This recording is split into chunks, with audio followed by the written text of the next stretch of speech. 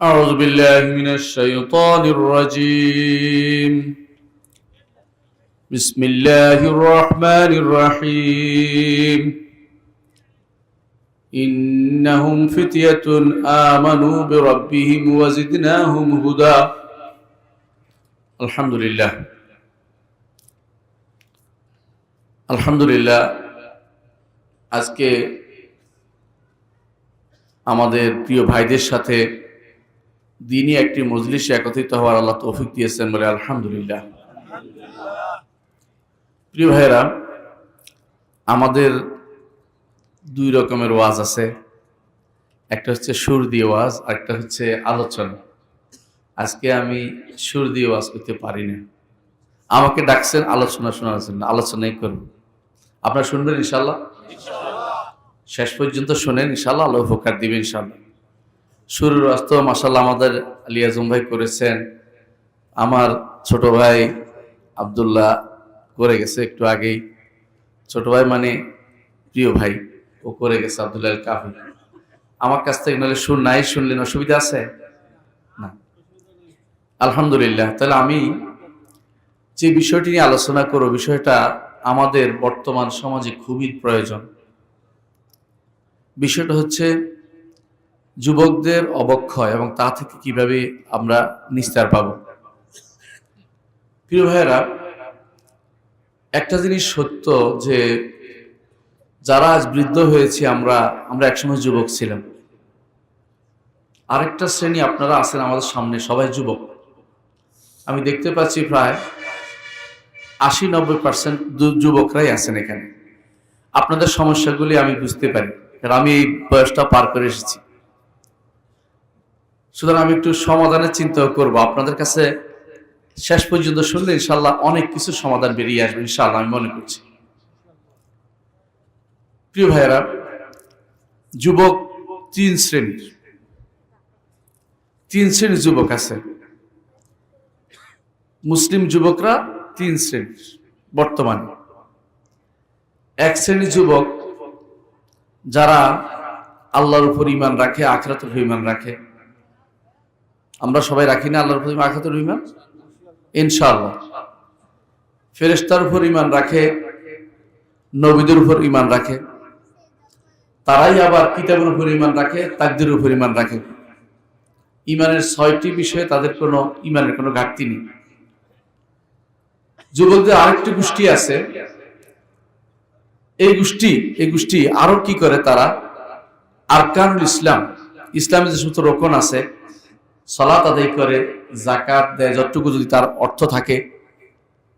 আর রমজান মাস আসলে মাশাআল্লাহ সাওম পালনের জন্য সবাই অনেক রকমের মসজিদে একত্রিত হয়। অনেক সময় তারা কিন্তু মানুষদেরকে সকালবেলা জাগিয়েও দেয়। অনেকে যুবকরা পালাক্রমে অনেক ভালো কাজও করে। যুবকদের মধ্যে এই জাতীয় যুবক যারা আছে, তারা অনেকেই আবার সমাজের কল্যাণের কাজও করে। যখন দেখবেন যে কোথাও আল্লাহ এবং তার রাসূলের বিরুদ্ধে কথা হচ্ছে, যুবকরা কিন্তু খেপে যায়। কোথাও কোরআনের বিরুদ্ধে কেউ কথা বলছে, যুবকরা খেপে যায়, তাই না? ভালো কাজ। আবার দেখবেন যে কোথাও আল্লাহ এবং রাসূলের দ্বীনের বিরুদ্ধে কেউ কথা বলছে, তারা কিন্তু চুপ থাকে না। এদের মধ্যে আরেকটা গোষ্ঠী আছে যারা আল্লাহর পথে দাওয়াত দেয়। এই যে আমার সাদ্দাম দাওয়াত দিল, আল্লাহর পথে দাওয়াতের কাজ করে সে। এরকম আপনারাও আছেন, অনেকে আল্লাহর পথে দাওয়াতের কাজ করে। অনেকে আছে সৎ কাজের আদেশ দেন, অসৎ কাজ থেকে নিষেধ করেন। সমাজে অন্যায় যেগুলো, এগুলির পিছনে লেগে থাকেন যে কিভাবে এগুলো দূর করা যায়। অনেকে সত্য বলেন, সত্য মানেন। অনেকে আছে মানুষের কল্যাণ চান, যাদের চরিত্র অনেক সুন্দর, এরকম অনেক গোষ্ঠী আছে। প্রত্যেকটি কাজ হিকমতের সাথে করেন, বাড়াবাড়ি ছাড়াছাড়ি করেন না। এই যুবক আমরা কামনা করি যে সমাজে প্রত্যেকটি মানুষ এরকম হয়ে যাক, ঠিক কিনা বলেন? এতক্ষণ যাদের কথা বলছি, কে না চায় যে এটা হতে? আপনি কি চান এটা হতে? কে কে চান দেখি হাত তোলা দিয়ে। এরকম ভালো যুবক হতে চাই আমরা। আমিও পুরো বয়স হলেও যুবক হতে চাই, কি বলেন? ইনশাআল্লাহ আমরা এরকম যুবক হতে চাই যাদের ব্যাপারে আল্লাহ তাআলা বলেছেন ইন্নাহুম ফিতিয়াতুন আমানু বিরাব্বিহিম। এরা হচ্ছে কিছু যুবক যারা তাদের রবের উপর ঈমান এনেছে, ওয়াজিদনা হুদা, আর আমরা তাদের হেদায়েতকে বাড়িয়ে দিয়েছি। ঈমান যদি কেউ ঠিকমতো আল্লাহর উপর আনে, আল্লাহ হেদায়েত বাড়িয়ে দেন, উত্তরোত্তর বৃদ্ধি করে দেন। যখনই আপনি হেদায়েতের পথে লেগে থাকবেন, আল্লাহ আপনার হেদায়েত আরো বাড়িয়ে দিবেন। ওয়াল্লাযীনা ইহতাদাউ যাদাহুম হুদা, আল্লাহ বলেন যারা হেদায়েত প্রাপ্ত হয়েছে আল্লাহ তাদের হেদায়েত বাড়িয়ে দেন। আর অন্যায়ের পথে গেলে অন্যায়ের দিকে আরেক দূর এগিয়ে গেলেন। আপনি যদি কোনো মসজিদের দিকে এক পা আগান, আল্লাহ তাআলা আপনার তার সন্তুষ্টি আপনার জন্য বেশি করে ঢেলে দেন। প্রতিটি কদমে যুবকদের জন্য সন্তুষ্টি লিখিত আছে, বৃদ্ধদের জন্য আছে। অর্থাৎ মসজিদের দিকে আপনি এগিয়ে গেলে আল্লাহ তাআলা আপনাদের এগিয়ে আসবেন। রাসূলুল্লাহ সাল্লাল্লাহু আলাইহি ওয়াসাল্লাম বলেছেন, হাদিসে কুদসিতে আল্লাহ তাআলা বলেন, কোন বান্দা যদি আমার কাছে এক বিগত এগিয়ে আসে, আমি তার জন্য এক হাত এগিয়ে আসি। কি জন্য? পুরস্কার দেওয়ার জন্য। আর যদি কেউ এক হাত এগিয়ে আসে, আমি তার জন্য পুরো এক গজ মানে 2 হাত এগিয়ে আসি। যখন এক বার বলা হয় তখন আমি পূর্ণ এক বার তার জন্য এগিয়ে আসি। হাতের দূর, বাড়ের দূর, মানে এর দূর পর্যন্ত, মানে বোঝানোর জন্য বেশি এগিয়ে আসে। আর কি রাসূল বলেছেন যে কেউ যদি আমার দিকে হেঁটে আসে, আমি তার দিকে দ্রুত বেগে তার দিকে আসি। আল্লাহ তাআলার বাণী সত্য না অসত্য? সত্য। বর্ণনা করছেন কে? রাসূলুল্লাহ সাল্লাল্লাহু আলাইহি ওয়াসাল্লাম। আল্লাহর কথা রাসূল বর্ণনা করছেন। সুতরাং এই বান্দারা যারা হেদায়েতের পথে আছে, আল্লাহ তাআলা তাদের হেদায়েত বাড়িয়ে দিন, আমিন।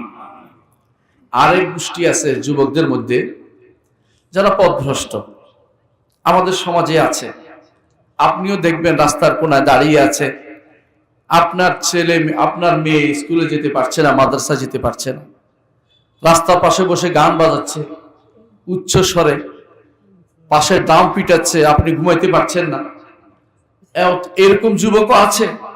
আকীদা নষ্ট, চালচলন নষ্ট, ইবাদতে সবকিছু উল্টাপাল্টা, অহংকার হয়ে আছে এবং হক সে কখনো গ্রহণ করে না, হক দিলেও গ্রহণ করে না। বাতিল যদি পায় সবার আগে সেদিকে এগিয়ে যায়। এমনকি তার কর্মকাণ্ড সব হচ্ছে কিরকম? আমিত্ব, আমি সব করব, আমি পাবো, আমি করব, এরকম একটা যুবক তার মধ্যে কাজ করে। দুনিয়ার জন্য যেন তাকে সৃষ্টি করা হয়েছে, সেও দুনিয়ার জন্য। দুনিয়া পাইলে সে খুশি, হালাল হারামের কোনো তোয়াক্কা করে না। আবার তা কি করে? সে যখন সে কোনো কিছু অন্যায় দেখে এটা নিতে চায়, কোনো বাধা দেয় না, তাকে বাধা দেয় না। এরকম যুবক আমাদের সমাজে আছে কিনা? আছে কিনা? আছে, এরকম যুবকও আছে। আরেক ধরনের যুবক আছে, এরা বড় সমস্যা আছে ভাই। 2 ধরন আছে, একদম আল্লাহ স্পেশাল বান্দা যারা। আরেক ধরন আছে একেবারে পথভ্রষ্ট গোষ্ঠী আছে।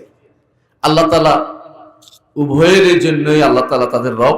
কখন কাকে হেদায়েত দেয় কেউ বলতে পারবে না, আবার কখন আল্লাহর পথ থেকে দূরে সরিয়ে দেয় কেউ বলতে পারবে না।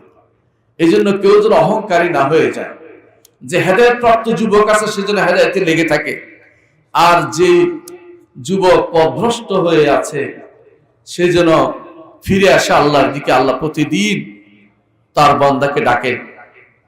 শেষ রাত্রিতে তিনি প্রথম আসমানে নেমে এসে ডাকতে থাকেন, হাল মিন মুস্তাগফিরিন ফাগফির লাহ। এমন কেউ কি আছে আমার কাছে ক্ষমা চাইবে, আমি তাকে ক্ষমা করে দেব। আল্লাহু আকবার। ইয়া ইবাদিয়াল্লাযিনা আসরাফু আলা আনফুসিহিম লা তাকনাতু মির রাহমাতিল্লাহ। হে আমার বান্দারা যারা নিজের নফসের উপর জুলুম করেছো, আল্লাহর রহমত থেকে নিরাশ হইও না। আল্লাহর রহমত থেকে নিরাশ হয়নি, আল্লাহর রহমত থেকে নিরাশ হয়নি। যুগে যুগে বড় বড় গুনাহগাররা তওবা করে আল্লাহর দরবারে ফিরে এসেছে। যে ব্যক্তি 101 জনকে মেরেছে, তাকেও তো আল্লাহ কবুল করে শেষ পর্যন্ত গুনাহ ক্ষমা করেছে। সুতরাং আর যারা অপরাধী আছে আমার যুবক সম্প্রদায় ভাইদেরকে বলবো, আল্লাহ তাআলা আপনার জন্য বিছিয়ে রেখেছেন তার রহমতের ডানা। আল্লাহ তাআলা তার ক্ষমাকে বিছিয়ে রেখেছেন। হতাশ হওয়ার কোনো কারণ নেই। আল্লাহ তাআলা বলছেন লা তাকনাতু মির রাহমাতিল্লাহ, আল্লাহর রহমত থেকে নিরাশ হবেন না। আসুন, ফিরে আসুন আল্লাহর দিকে। এই ফিরে আসার নামই হচ্ছে তওবা। তওবা অর্থই ফিরে আসা। আমরা তওবা অর্থ অনেকেই বুঝি পাগড়ি দিয়ে কেউ ধরে কারো কিছু বলা, এগুলি না। আল্লাহর দিকে ফিরে আসা, এই আল্লাহর দিকে ফিরে আসা হচ্ছে, আল্লাহ তাআলা বলেন ফাফিরু ইলাল্লাহ, আল্লাহর দিকে পালিয়ে আসো। কেন পালিয়ে আসতে হবে? কারণ অন্যদিকে গেলে যে আপনার পালানোর কোনো জায়গা নেই। লা মালজা ওয়ালা মানজা ইল্লা ইলাইকা। রাসূলুল্লাহ সাল্লাল্লাহু আলাইহি ওয়াসাল্লাম রাতের শোয়ার সময় দোয়াটির কথা বলেছেন, তাতে আছে যে পালানোর কোনো জায়গা নেই, নাজাত পাবার কোনো জায়গা আমার নেই। আমরা কি পালাতে পারবো? কোথায় যাব বলেন তো? মরে গেলেও তার কাছে, তাই না? মরার পরে হাসরের মাঠে যখন উঠবো, বিশাল মাঠ, যুবক, হে যুবক, আমি কি পালাতে পারবো? আপনি পালাতে পারবেন? কোথাও যেতে পারবেন না। ওয়াল মালাকু আলা আরজাইহা ওয়া ইয়াহমিলু আরশা রাব্বিকা ফাওকাহুম ইয়াওমাইযিন সামানিয়া। ফেরেশতারা ওই বিশাল মাঠের চারপাশে পাহারা দিবে। কেউ যে বলবে যে আমাকে বোধহয় ভুলে যাবে, তা কিন্তু না। লাকাদ আহসাহুম ওয়া আদ্দাহুম আদ্দা ওয়া কুল্লুহুম আতিহি ইয়াওমাল কিয়ামাতি ফারদা। আল্লাহ একটা একটা করে গুণে রেখেছেন। এই লক্ষ কোটি কোটি কোটি প্রাণী, মিলিয়ন বিলিয়ন প্রাণী, কেউ হাসরের মাঠ থেকে পালাতে পারবে না। আল্লাহ বলছেন একটা একটা করে তিনি হিসাব নিবেন, একজন একজন করে আপনার হিসাব নিবেন, আমারও নিবেন। মনে করেন না শুধু হুজুরের হিসাবটা নিবে, আমার মতো নিবে না, আপনারও কিন্তু হিসাব নিবে। যত তাড়াতাড়ি সম্ভব আল্লাহর দিকে প্রত্যাবর্তনের মধ্যে আমার মর্যাদা রয়েছে। যত তাড়াতাড়ি ফিরবেন তত তাড়াতাড়ি আল্লাহ তাআলা আপনাকে তার রহমত দিয়ে ঢেকে দিবেন। রাসূলুল্লাহ সাল্লাল্লাহু আলাইহি ওয়াসাল্লাম বলেছেন, আল্লাহ তাআলা বান্দার তওবাতে এত খুশি হয় ওই ব্যক্তির মতো যে ব্যক্তি মরুভূমিতে আছে। মরুভূমিতে তার উটের সাথে খাবার আর পানীয় আছে। কোনো এক জায়গাতে বসে সে একটু ঘুমাই নিচ্ছে, মনে করছে যাবে, উঠে দেখে খাবারও নাই, উটও নেই। এদিক সেদিক ঘুরে না পেয়ে দেখে মনে করলো আর মরে যাচ্ছি, থাক মরেই যাই। শুয়ে গেছে যে আর উঠার কোনো সুযোগ নেই। ঘুম থেকে উঠে দেখে, চোখ খুলে দেখে যে চোখের সামনে ওটও আছে, খাবারও আছে। চিৎকার করে বলে উঠলো, আল্লাহ তুমি আমার বান্দা, আমি তোমার রব। মানে ভুল করে ফেলছে অতি সাহায্যে। আল্লাহ তাআলা ভুল করেন না, কিন্তু তিনি এত খুশি হন, বান্দার তওবাতে তিনি খুশি হন। আল্লাহ তাআলা আপনাকে ডাকছেন বারবার, যত অপরাধী হোক আপনি কিন্তু ফিরে আসবেন। সুতরাং হে যুবক, আপনাকে বলছি আপনি আল্লাহর দরবারে ফিরে আসুন, আল্লাহর দরবারে ফিরে আসুন। এখনো সময় আছে। যতক্ষণ পর্যন্ত মৃত্যুর বড় নিঃশ্বাস না আসবে ততক্ষণ পর্যন্ত আল্লাহ আপনাকে ক্ষমা করবেন। কিন্তু বড় নিঃশ্বাস আসলে আল্লাহ ক্ষমা করবেন না। কেন করবেন না জানেন? ওই সময় আপনি আখিরাত দেখে ফেলেছেন, আখিরাতের ফেরেশতা আপনি দেখে ফেলেছেন, ফেরেশতা দেখে ফেলেছেন। এখন আর আপনার শ্বাস বের হচ্ছে, এখন আর তওবা কবুল হবে না। এই জন্য ফেরাউনের তওবা সে সময় কবুল হয় নাই। ফেরাউন কি বলেছিল? আমানতু বিল্লাযী আমানাত বিহি বানু ইসরাঈল। বনু ইসরাঈল যেটাতে ঈমান আনছে, আমি এটাতে ঈমান আনলাম। আল্লাহ তাআলা কি বলছেন? আল-আনা ওয়া ক্বাদ আসাইতা ক্বাবলু ওয়া কুনতা মিনাল মুফসিদিন। এখন তুমি তো বিশাল বড় দুনিয়ার বুকে ফেতনা ফাসাদকারী ছিলে, এখন তোমার তওবা তো আর কবুল করা হবে না। হে যুবক, আপনাকে বলছি ফিরে আসুন আল্লাহর দিকে। আপনি জানেন না কখন আপনার মৃত্যু হতে পারে। যে ঘুম আমি যাই, ঘুম থেকে আপনার বন্ধু কিন্তু জাগ্রত হয়নি। যুবক অনেকেই কবরে চলে গেছে আর জাগ্রত হয়নি। অনেক যুবক কিন্তু ঘুমেই শেষ হয়ে গেছে। আপনাকে আল্লাহর দরবারে ফিরে আসতেই হবে। এই দুই শ্রেণীর কথা আমি এতক্ষণ বলেছি। এক শ্রেণী আল্লাহর ইবাদতের মধ্যে আছে, আরেক শ্রেণী আল্লাহর অবাধ্যতার মধ্যে আছে। তৃতীয় একটি শ্রেণী আছে যা আমাদের সমাজে সবচেয়ে বেশি। তারা কারা? ক্ষণিক ভালো, ক্ষণিক খারাপ।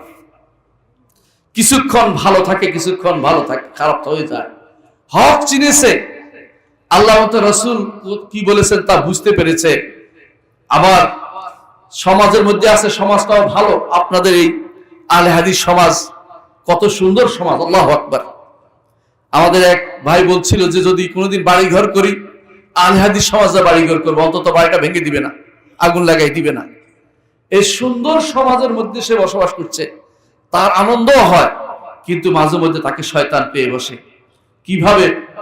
শয়তান তার অন্তরের মধ্যে আকীদাগত সন্দেহ ঢুকিয়ে দেয়, আকীদাগত সন্দেহ ঢুকিয়ে দেয়। কিরকম? আমার দোস্তরা এটা করছে, ওইটা করছে, ওইটা করছে, সে তো এত বেশি দিন মানে না, আর আমি দিন মানার পরে এত কষ্ট হচ্ছে, এত বিপদ হচ্ছে, আমার এত বিপদ কেন, ওর কেন এত আনন্দ। অনেক সময় এটা কিন্তু আপনার যুবকদের মধ্যে এটা বেশি আসে। তাদেরকে আমি স্মরণ করে দিতে চাই, মুহাম্মদ রাসূলুল্লাহ সাল্লাল্লাহু আলাইহি ওয়াসাল্লাম বলেছেন, আসাদুন নাসে বালাল আম্বিয়া তুম্মাল আমসালু ফাল আমসাল।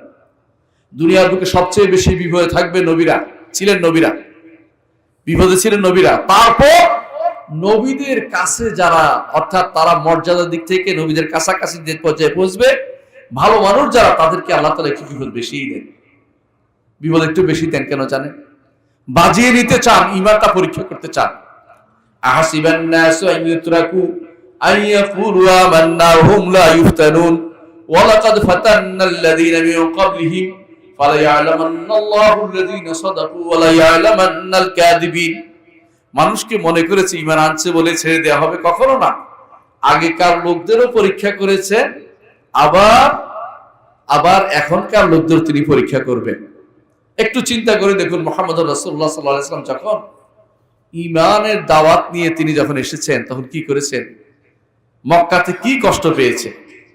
বেলাল রাদিয়াল্লাহু আনহু, সুমাইয়া রাদিয়াল্লাহু আনহা, আম্মার ইবনে ইয়াসির, তার পিতা এবং পরিবার সবাই কি কষ্ট পেয়েছে। শুধু তারা নয়, অধিকাংশ মানুষ কিছু কষ্ট পেয়েছে। তারা কি দিন ছেড়ে গেছে? দিন ছেড়ে যায়নি। এর অর্থ হচ্ছে আপনাকে দুনিয়ার বুকে আল্লাহ তাআলা পরীক্ষা করতে চান যে আপনার ঈমান কতটুকু ঠিক থাকবে। এই পরীক্ষা আপনার চলতেই থাকবে আমৃত্যু, কিন্তু আপনি সেখানে এই সন্দেহের দোদুল্যমান থাকতে পারবেন না। ঈমানটাকে মজবুত করে ফেলুন এবং বলুন যে আমার জন্য আখিরাতে রয়ে গেছে, আমার জন্য আখিরাতে আল্লাহ তাআলা আমাকে আখিরাতে দিবেন। এদের মধ্যে মাঝে মধ্যে হঠাৎ করে চারিত্রিক পদস্খলন চলে আসে, ভালো আসে আবার খারাপ হয়ে যায়। আবার সালাত পড়ে, কখনো কখনো আবার সালাত ছুটেও যায়। ফজরের সালাত অনেকে উঠতেও পারে না, অনেকে বিভিন্ন সমস্যার মধ্যে আছে। অনেকে দেখা যায় কি যে বাতিলের সামনে নিজেকে অসাড় ভাবে, হাতের মুঠোর মধ্যে যে শয়তান এটা আছে, এটা তাকে ভিন্ন পথে পরিচালিত করে দিচ্ছে। হঠাৎ করে কেউ ফোন দিয়ে, কোনো নারীর ফোন পেয়ে, অথবা কোনো নারী হলে কোনো পুরুষের ফোন পেয়ে বিনষ্ট হয়ে যাচ্ছে, মাথা বিগড়ে যাচ্ছে। সমাজে এরকম লোকের অভাব নেই। এরকম লোক আছে কিনা? আছে কিনা? এই তিন শ্রেণীর এই অবস্থার মধ্যে আমাদের কি করা দরকার আপনারা বলেন তো? কি করা দরকার? আমাদেরকে যে কাজটি করা দরকার তা হচ্ছে, প্রথম কাজ আল্লাহর দিকে ফিরে আসা। প্রত্যেকেরই, যে কোনো অবস্থায়। কিভাবে? প্রথমে আসতে হবে কোরআনের কারীমের কাছে, দ্বিতীয় আসতে হবে রাসূলের হাদিসের কাছে, তৃতীয় আসতে হবে আমাদের সালফে সালেহিনের জীবনের দিকে তাকাতে হবে। এই তিন জিনিস যদি তাকাতে পারি, তাহলে আমরা কিন্তু এই বিপদ থেকে আমরা ইনশাআল্লাহ বের হতে পারবো। আমি এখন কতগুলি মুশকিলের কথা বলবো, বিপদের কথা বলবো, যেগুলো আপনাদের মধ্যে আছে, আমি শুনে দেখতে চাই। 1 নম্বর, যুবকদের যে সমস্যা, তা কি বলেন তো? 1 নম্বর সমস্যা হচ্ছে যুবকদের, তা হচ্ছে অভাব। যুবকরা সবসময় একটা অভাবের মধ্যে যেমন ভোগে, আরেকটা জিনিস হচ্ছে বেকারত্বের মধ্যে ভোগে। ঠিক কিনা বলেন তো? বেশিরভাগ যুবক মনে করে ভবিষ্যৎ জীবনে আমার কি হবে, আমার তো কোনো কাজ দেখতেছি না, পড়ালেখা করছে চাকরি দেখতেছি না, চাকরির তো কোনো সুরাহা হইতেছে না। এরকম চিন্তায় যুবকরা কিন্তু ব্যস্ত হয়ে পড়ছে। যুবকদেরকে আমি বলবো, এই সমস্যা কিন্তু তাদের অনেক আছে। এটাতে কিভাবে বের হতে পারবেন? এটা থেকে বের হতে পারবেন আপনি নিজেকে ব্যস্ত রাখুন, নিজেকে একটা কাজ দিন, একটা কাজে ব্যস্ত রাখুন। যতক্ষণ পর্যন্ত আপনার কোনো চাকরির ব্যবস্থা না হচ্ছে, যতক্ষণ পর্যন্ত আপনার কোনো কর্মের ব্যবস্থা না হচ্ছে, ফ্রি ঘুরাঘুরি না করে, সময় ব্যয় না করে, সময়টাকে কাজে লাগান। আর সময় কাজে লাগানোর সর্বোত্তম উপায় হচ্ছে আল্লাহর বাণী পড়া, আল্লাহর বাণী পড়া, রাসূলের হাদিস পড়া এবং দাওয়াতের কাজে লেগে থাকা। যুবকরা দাওয়াতের কাজে লেগে থাকবে, তাহলে তাদের মধ্যে শয়তান প্রবেশ করতে পারবে না। যুবকরা মসজিদমুখী হবে, নিয়মিত মসজিদে আসবে, শয়তান তাকে প্রলুব্ধ করতে পারবে না। যত বেশি মসজিদমুখী হবে শয়তান তত বেশি পালাতে থাকবে, কারণ তাকে তখন আর ধোঁকা দিতে পারবে না। দ্বিতীয়, যুবকরা যে বিপদে ভোগে সেটা বলতেছি, এটা কি বলেন তো? আমি বলি, আপনারা শোনেন। দ্বিতীয় সমস্যা হচ্ছে বড়রা তাদের সাথে আর খুশ গল্প করে না। ছোট বাচ্চার সাথে যত মিশে যুবকদের সাথে তত মিশে না। আর ছোটরা তাদের সাথে এক পাল্লায় যায় না। তখন তারা মনে করে আমরা তো আলাদা প্রজন্ম, আলাদা জগতের মানুষ, এরকম তাদের মধ্যে একটা অভাব কাজ করে থাকে। কি করতে হবে এটাকে? এটার জন্য সবচেয়ে বেশি দরকার রাসূলের হাদিসকে স্মরণ করা। রাসূলুল্লাহ সাল্লাল্লাহু আলাইহি ওয়াসাল্লাম বলেছেন, মাল্লাম ইয়ারহাম সগীরানা ওয়ালাম ইউআক্কির কাবীরানা ফালাইসা মিন্না। আমাদের ছোটদেরকে যে সম্মান স্নেহ করবে না, বড়দেরকে যে সম্মান করবে না, সে আমার উম্মতের অন্তর্ভুক্ত নয়। তারা সমাজের সাথে মিশতে হবে। নিজেদেরকে কখনো আলাদা ভাববেন না। বলুন যে আমি সমাজের একজন, আমি এই সমাজের একজন, এই সমাজের সবার সাথে আমাকে মিশতে হবে। ছোট বাচ্চাদের নিয়ে প্রতিযোগিতায় লিপ্ত হতে হবে কাজের মধ্যে। বিকাল বেলা ছোট বাচ্চাদের সাথে আপনার সময়টা কাটুন। বিকালে আপনি এক্সারসাইজ করেন, যদি খেলাধুলা করেন ছোট বাচ্চাদের সাথে নামেন। একা একা আপনাকে একা ফেলে দিয়ে ওরা খেলতে আপনি আলাদা হয়ে যাবেন এরকম না, আপনিও সাথে থাকুন। আর পিতা মাতাকে বলবো, যুবকদেরকে সময় দিন। বেশিরভাগ সময় পিতা মাতা দেখা যায় যুবকদেরকে সময় দেয় না, যুবকদেরকে তারা সময় দিতে পারে না। এটা কিন্তু ভুল। আপনার সন্তানকে আপনি সময় দিতে হবে। কিরকম সময় দিবেন? আলী ইবনে আবি তালেব রাদিয়াল্লাহু একটা বক্তব্য থেকে বলেছেন, লাইবহুম সিত্তান, 6 বছর বাচ্চা 6 বছর পর্যন্ত থাকে, তার সাথে খেলাধুলায় থাকা। আল্লিমহুম সিত্তান, বাকি 6 বছর শিক্ষা দাও। কত বছর হয়েছে? 12 বছর।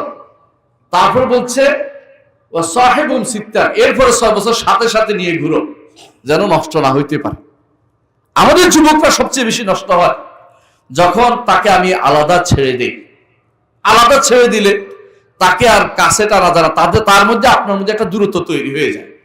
এই দূরত্ব আর কাটানো যায় না। এই জন্য আপনার বাবা হিসাবে আপনাকে বলবো, আপনার সন্তানকে একটু সময় দিবেন। আপনার সন্তান কি চায় প্রয়োজনে ডেকে আনবেন, গল্প শুনতে চাইবেন। মাঝে মধ্যে তাকে কোথাও পাঠালে বলবেন, কি দেখছো আমাকে বলো তো, ওখানকার ওই জিনিসটা কিরকম দেখছো। আপনি জানেন, তারপর তার থেকে শুনতে চাইবেন। কেন? যাতে করে সে আপনার থেকে দূরে সরে না যায়। সন্তানরা দূরে সরে গেলে আপনার ক্ষতি, দ্বীনের ক্ষতি, রাষ্ট্রের ক্ষতি, সমাজের ক্ষতি, সবার ক্ষতি। 3 নম্বর সমস্যা কি বলেন তো? 3 নম্বর সমস্যা হচ্ছে খারাপ বন্ধু বান্ধব জোগায় ফেলছে।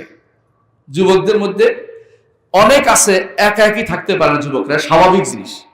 যুবকটা কি করে কিছুক্ষণ ভালো মানুষের থাকে, ভালো, অনেকক্ষণ পরে মনে হয় যে ওই বেটা তো কি জানি বলছে, শুনে আসি। ওর সাথে বসে বসে কতক্ষণ কি টানতেছে, সিগারেট টানতেছে।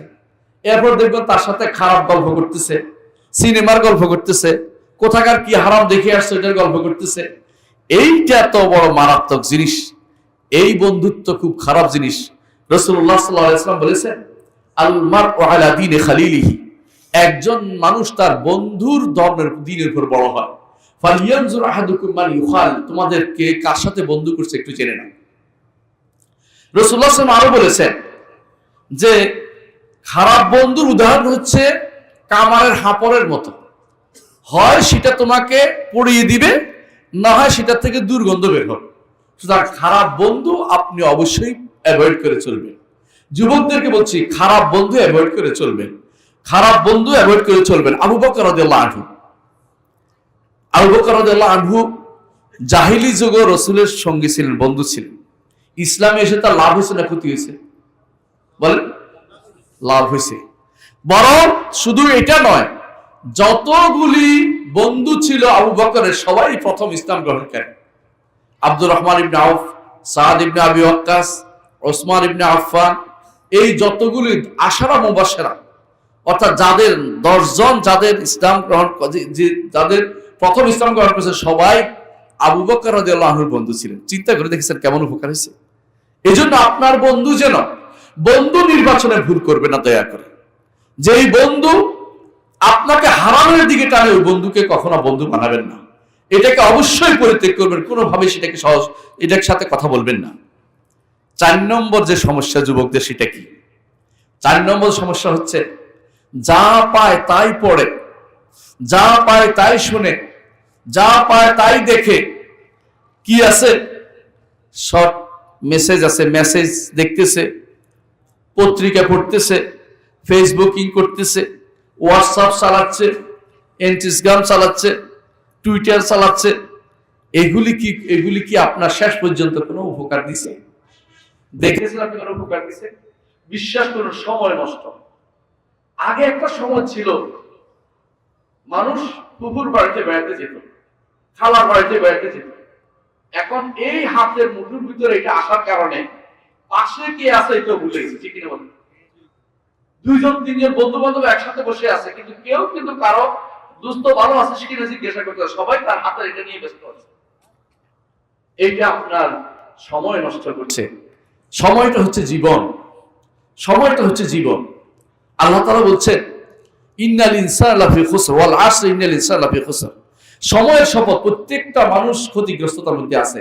ইল্লাল্লাযীনা আমানু ওয়া আমিলুস সালিহাত ওয়া তাওয়াসাউ বিল হক ওয়া তাওয়াসাউ বিস সবর। 4টি কাজ যে ব্যক্তি করবে এর বাইরে যেটাই হবে ক্ষতিগ্রস্ত হবে। একটা কি? ঈমান, আমলে সালেহ, দাওয়াত, সবর। এই 4টি কাজের মধ্যে আপনার সময় ব্যয় করতে হবে। এর থেকে এদিক সেদিক সময় ব্যয় করছে, এটা আপনার জন্য ক্ষতির কারণ আছে। যুবকদের বলছি, সারা রাত ধরে শুয়ে শুয়ে আপনি যেটা করেন এটা আল্লাহ দেখছে কি? আল্লাহ দেখেন না? না, আল্লাহ দেখেন। আপনি যে সারা রাত ধরে হারামের প্রদর্শনী করে যাচ্ছেন, হারাম দেখে যাচ্ছেন, সারা রাত ধরে আপনি পর্নোগ্রাফি দেখছেন। এই পর্নোগ্রাফি একবার যদি কেউ আসক্ত হয়ে যায়, এটা থেকে বের হওয়া কঠিন। এর থেকে বের হওয়ার জন্য একটাই আপনার জন্য অনুরোধ থাকবে, সেটা হচ্ছে আপনার মোবাইলটা ফেলে দেন, ভেঙে ফেলুন, ভেঙে ফেলুন। আল্লাহকে ভয় করে, আল্লাহকে ভালোবেসে ভেঙে ফেলুন এটা। দ্বিতীয় একটা বাটন সেট নেন, যা দিয়ে আপনি আর ওই পর্নোগ্রাফি দেখার সুযোগ পাবেন না। আপনি হয়তো বলতে পারেন যে আমি কিভাবে যোগাযোগ রাখবো? বাটন সেট যথেষ্ট আপনার জন্য, আপনার জন্য বাটন সেট যথেষ্ট। কারণ আপনাকে এটা ডুবাবে দুনিয়া আখিরাতে সামান্য কিছু মজা, চোখের মজা পাওয়ার জন্য। আপনি কিন্তু দুনিয়া আপনার আখিরাত বরবাদ করে দিচ্ছেন। যে জীবনের কোনো শেষ নাই, জীবনের শেষ আছে, আখিরাতের শেষ নাই। সে জীবন কানলে কি আবার ফেরত দিবে? দুনিয়াতে দিবে না। সেদিন কি বলবে? রব্বির জিউনি লাআল্লি আ'মালু সালিহান ফীমা তারাক। আল্লাহ একটু ফেরত দেন, এবার গেলে আর কোনোদিন এই সবকিছু দেখবো না, শুধু আমল সালেহ করব। আল্লাহ কি বলবেন? কাল্লা ইন্নাহা কালিমাতুন হুয়া কাইলুহা। কখনো নয়, এটা কথার কথা, এটা বলবেই তারা, এরা কোনোদিন ঠিক হবে না। আল্লাহর দিকে এখনই ফিরে আসার সময়, যে কোনো সময় ছেড়ে দেন এই বাটন, এই ফোনগুলি ছেড়ে দেন। বাবা মার সাথে ঝগড়া করে কিনেছেন, বাবা বিদেশে আছে, টাকা না পাঠালে মরে যাবেন, বাবা ভয়ে পাঠাইছে, বাবাকে ভীত করে যেটা নিয়েছে এটা ভালো কাজ হয়। বাবার কাছে ফেরত দিয়ে দেন, যেটা আমার দরকার নেই, আমার একটা বাটন সেট হলে যথেষ্ট, আমি হারামের ভিতরে ঢুকবো না। কারণ এটা একবার ঢুকলে আপনাকে হারামের দিকে নিয়ে যাবে, হারামের দিকে নিয়ে যাবে, হারাম থেকে বের করতে পারবেন আপনাকে। এই জন্য যদি আপনার সময় থাকে, চোখটাকে কাজে লাগান। চোখটাকে সবচেয়ে উত্তম কাজে কি জানেন? আল্লাহর বাণী পড়া, আল্লাহর বাণী পড়া। মসজিদে এসে 5 মিনিট আগে আসেন না, অসুবিধাটা কি? 10 মিনিট আগে আসেন না, আজানের পরপরই চলে আসেন। আজানের পরপরই এসে যদি আপনি সুন্নতটা পড়েন, আমাদের সমাজ এখন সুন্নত উঠে গেছে, সুন্নতটা পড়া কিন্তু জরুরি। প্রতিদিন আল্লাহ আপনার জন্য জান্নাতে একটা ঘর বানায়। আল্লাহু আকবার। 12 রাকাত সুন্নত যদি একদিন পড়তে পারে, আল্লাহ শুকরিয়া আদায় করবে, আল্লাহ আজকে আমার একটা ঘর হয়েছে। পারবেন না? যত বছর বাঁচেন এত একটা ঘর হচ্ছে জান্নাতে আপনার জন্য। কি সুন্দর ঘরটা হবে যদি দেখেন একটা ঘর হয়েছে, কমপ্লিট হয় নাই, কারণ আপনি যে কিছু বাদ দিছেন। এই জন্য প্রতিদিন আল্লাহ আপনার জন্য একটা ঘর বানাবে। 12 রাকাত যদি কোনো কেউ পড়ে, তাহলে আল্লাহ তার জন্য একটা ঘর বানাবে। বিশাল ব্যাপার আপনার জন্য। সুতরাং এই আগে এসে মসজিদে এসে সালাত পড়েন, সুন্নতটা পড়েন, পড়ে যে সময়টা পাবেন একটা কোরআন শরীফের একটা সূরা পড়েন, যা পড়তে পারেন। কোরআন পড়তে পারেন না, আপনার মতো দুর্ভাগ্য আর কেউ নেই। আল্লাহর বাণী পড়তে পারি না, আল্লাহর বাণী পড়ার জন্য ইমাম সাহেবের সাথে লেগে যান। ইমাম সাহেব আমাকে শিখিয়ে দেন, আপনাকে প্রয়োজনে আদালত খাওয়াবো, পয়সা দিব, তারপর ইমাম সাহেবকে খুশি করাইয়া। ইমাম সাহেব তো অল্পতেই খুশি, যে ছেলে কোরআন পড়তে আসছে, আপনি কি জানেন? আসলে কিন্তু খুশি হয়। আপনি দেখবেন যে আসলে খুশি হবে। আল্লাহর ওয়াস্তে যুবকদেরকে বলবো, এই সময়টা কাজে লাগান, এটা আপনার জন্য আখিরাতে কাজে লাগবে। এই যে সময়টুকু আপনি দিচ্ছেন, কষ্ট করে পড়তেছেন কোরআন, রাসূলুল্লাহ সাল্লাল্লাহু আলাইহি ওয়াসাল্লাম বলেছেন তার জন্য ডবল সওয়াব আল্লাহ তাআলা লিখেছেন। আল্লাহু আকবার। ডবল সওয়াব, কষ্ট করছেন এই জন্য। সুতরাং সময়টা কাজে লাগান। আরবি পড়বো না, বা অনুবাদ পড়েন, আরবি অনুবাদ করতে পারেন, তাফসীর পড়েন, যদি এটা না পারেন হাদিস পড়েন। রিয়াদুস সালেহিন এমন এক হাদিসের কিতাব, আল্লাহু আকবার, পড়বেন আর হেদায়েত যেন গ্রহণ করছে। রিয়াদুস সালেহিন পড়েন, ঘরে ঘরে আছে আপনাদের, দয়া করে রিয়াদুস সালেহিন পড়েন, হাদিসের গ্রন্থটা। আর সাহাবায়ে কেরামের জীবনী পড়েন, তাবেঈদের জীবনী পড়েন, ইমামদের জীবনী পড়েন। একটা গ্রন্থ আছে মহৎ প্রাণের সান্নিধ্যে, আপনারা দেখেছেন, ইমাম জাহাবির লেখা, সংক্ষিপ্ত, আমার সম্পাদনায় বের হয়েছে, পাইলে এটা কিনেন। এটা টাকা আমি পাইনি, আমি শুধু বলছি শুধু কেনার জন্য, কেন আপনি এটা উপকৃত হবেন। ভালো একটা বই আপনি পড়বেন, জীবনী পড়বেন। যারা এই কোরআন পড়ে চোখকে কাজে লাগিয়েছে, আপনার চোখের হিসাব দিতে হবে কিনা, হিসাব দিতে হবে। এই চোখ যে হারামের দিকে তাকাচ্ছেন, জবাব কে দিবে? আমার বন্ধুদের বলছি, যারা সময় পেলে টিভিটা খুলে বসে থাকেন, ওই টিভিতে যে পুরুষ ছবি দেখানো হয়, ওটা হালাল হলো কোন দিন? ওটা হারাম কিনা বলেন? অবশ্যই হারাম। ওটা দিকে আপনি কিভাবে তাকিয়ে আছেন? আর ওই ভাইদেরকে বলছি, যে ভাই ঘরে ঢুকেই রিমোটটা তার কাছে রাখার জন্য ঝগড়া লেগে যান, রিমোট দিয়ে আপনি একটা একটা চ্যানেল উল্টাচ্ছেন আর হারামের দিকে তাকাচ্ছেন। ওই মেয়ের দিকে তাকানো হালাল করে দিল কি আপনাকে? ওটা সম্পূর্ণ হারাম। আপনার জন্য আপনার স্ত্রী ঘরে আছে, আপনার সন্তানদেরকে সময় দেন, তাদেরকে পড়ান, তাদেরকে দিন পড়ান, তাদেরকে দুনিয়ার জিনিস যা উপকারী সেটা পড়ার কোনো সমস্যা নেই। কিন্তু আপনার সময়টা এই বড় বাক্স, শয়তানের বাক্সের মধ্যে আপনি সময় নষ্ট করবেন না। প্রয়োজনে শয়তানের বাক্সটাকে বের করে দেন ঘর থেকে, ভেঙে ফেলুন। আর বলবো না বিক্রি করেন, কারণ বিক্রি করলে গুনাহ হবে, আরেকজনে হারাম দেখবে। এই জন্য এটা কাজে লাগাতে পারবেন না, এটা কোনো পয়সা এটা কাজে লাগবে না। অনেকে আছে রমজান মাসের শেষের দিকে আসলে ওই খেলা দেখার জন্য, বিশ্বকাপ, অমুক কাপ তমুক কাপ দেখার জন্য কি কিনেন, বড় একটা কিনছেন, বড় একটা শয়তানি ঘরের ভিতরে ঢুকাইছেন। আপনি রেখে গেছেন, কবরে চলে যাবে, আপনার স্ত্রী, কন্যা, ছেলে, সন্তান যত কিছু দেখবে, আপনার কবরে সেটার কি বসবে? সব বসবে? কি বসবে? গুনাহ পৌঁছতে থাকবে। মনে রাখেন, আপনি ঘরের ভিতর হারাম রেখে গেছেন, আপনার ঘরের ভিতর থেকে অনবরত চুঙ্গার মাধ্যমে আপনার কবরে হারামের গুনাহ পৌঁছতে থাকবে। দয়া করে অন্যায়টা করে যাবেন না, বিপদে ফেলে যাবেন না। নিজে এত কষ্ট করে কি জন্য আখিরাতকে বরবাদ করতে যাবেন? এটা করতে যাবেন না। প্রিয় ভাইরা, আর একজন 5 নম্বর যে সমস্যা, সেটা কি? কিছু কিছু যুবক মনে করে ইসলাম আমাদেরকে স্বাধীনতাকে সংকীর্ণ করে দিয়েছে। বিশ্বাস করুন, ইসলাম 5 নম্বর সমস্যা এটা। সে এটা চায়, ওটা চায়, উন্মুক্ত, এটা করতে চায়, ওটা করতে চায়। ইসলাম তো সংকীর্ণ করে দিয়েছে মনে করে। বিশ্বাস করুন, ইসলাম ওই পুরোপুরি সংকীর্ণ করে দেয়নি, হালাল বিকল্প দিয়ে দিয়েছে। বেবিচারের বিকল্প দিয়েছে কি বলেন? বিবাহ দিয়েছে কিনা? দিয়েছে। আপনাকে অন্য যে কোনো জিনিস হারাম করে দিয়েছে, তার বিকল্প কিন্তু ইসলাম দিয়ে দিয়েছে। যে বিকল্প, যেটা হারাম দিয়েছে, বিকল্প কিন্তু ইসলাম দিয়ে দিয়েছে। বিকল্পটা আপনি গ্রহণ করুন। আর মনে রাখবেন, ইসলাম ওইটাকে হারাম করেছে যেটা আপনার ক্ষতিকর, যেটা আপনার জন্য ক্ষতিকর, আপনার জন্য, সমাজের জন্য, রাষ্ট্রের জন্য ক্ষতিকর জিনিসটা শুধু হারাম করে দিয়েছে। এইটার জন্য আশা করবেন না, হারামের আশা করে আপনি আরাম পাবেন না। সুতরাং এটাকে আপনি বদলে করবেন। 6 নম্বর যে কাজটি আমাদের সমাজে আছে, সেটা কি জানেন? যুবকদের সমস্যা। এটা হচ্ছে কি, বেশিরভাগ বলে ডিপ্রেশনে ভুগতেছি, ঠিক না? ডিপ্রেশনে ভুগছি বলেন না যুবকরা, কিন্তু আপনি বিশ্বাস করেন, রিক্সাওয়ালা কোনদিন ডিপ্রেশনে ভোগে না, শুধু বড় লোকের ফলারাই ডিপ্রেশনে ভোগে। কারণটা কি বুঝতে পারবেন? কারণ নিজে কাজ করেন না, এই জন্য শয়তান আসে। অলস মস্তিষ্ক শয়তানের ভাষা। অলস মস্তিষ্ক রাখবেন না, কাজে নিজেকে ব্যস্ত রাখবেন। দেখবেন যে অনেকে ডিপ্রেশনে ভোগে। আমি বলি, তুমি ডিপ্রেশনে ভুগছো 2টা কারণে। একটা হচ্ছে তুমি সময় ব্যয় করতেছো অন্যায়ের পথে, এইটা করতে পারো না, তুমি ডিপ্রেশনে ভুগবা না। নিজেকে কাজে ব্যস্ত রাখো। আর কিছু না হোক খেত খামার করো, কিছু না হোক যে কোনো একটা চাকরিতে লেগে যাও, ডিপ্রেশনে তোমার আসবে না। ডিপ্রেশন ওই ব্যক্তি ভোগে যার কিছু নাই, বেকার ঘুরে বেড়ায়। যুবক মানুষ কখনো বেকার থাকতে পারে না। মুহাম্মদ রাসূলুল্লাহ সাল্লাল্লাহু আলাইহি ওয়াসাল্লাম সাহাবীরা যখন হিজরত করে মদিনায় আসছে, তারা কত লাখ লাখ টাকা নিয়ে আসছে না মদিনাতে? হ্যাঁ বলেন। কিচ্ছু আনে নাই, কবরদক শূন্য, কিচ্ছু নেই। মদিনায় এসে তারা কি করছে? বাজার, কোথায় বাজার? বাজারে যাইয়ে এখান থেকে ওখানে কেনা বেচা করে আলহামদুলিল্লাহ তারা ধনী হয়েছে। তারা কি লজ্জা করছে? আপনার কিসের এত লজ্জা? আপনার কেন এত লজ্জা? কেন লজ্জা করবেন? হে যুবক, কর্মের মধ্যে কোনো লজ্জা নেই, কাজ করে খাবেন, কাজ করতে শিখুন। আমি ছোট কালে ধান কাটছি, রোয়া লাগাইছি, বুঝেন কথাটা? বুঝার জন্য বলতেছি। মাঝে মধ্যে হালও ধরছে, যে হাল যে চাষ করে ওর খাওয়াইতে হচ্ছে, খাইয়ে আসুক, এই জন্য আমাদের তো কোনো ক্ষতি হয় না আলহামদুলিল্লাহ। আপনারা ক্ষতি হবে না, এত বেশি অহংকারী হবেন না।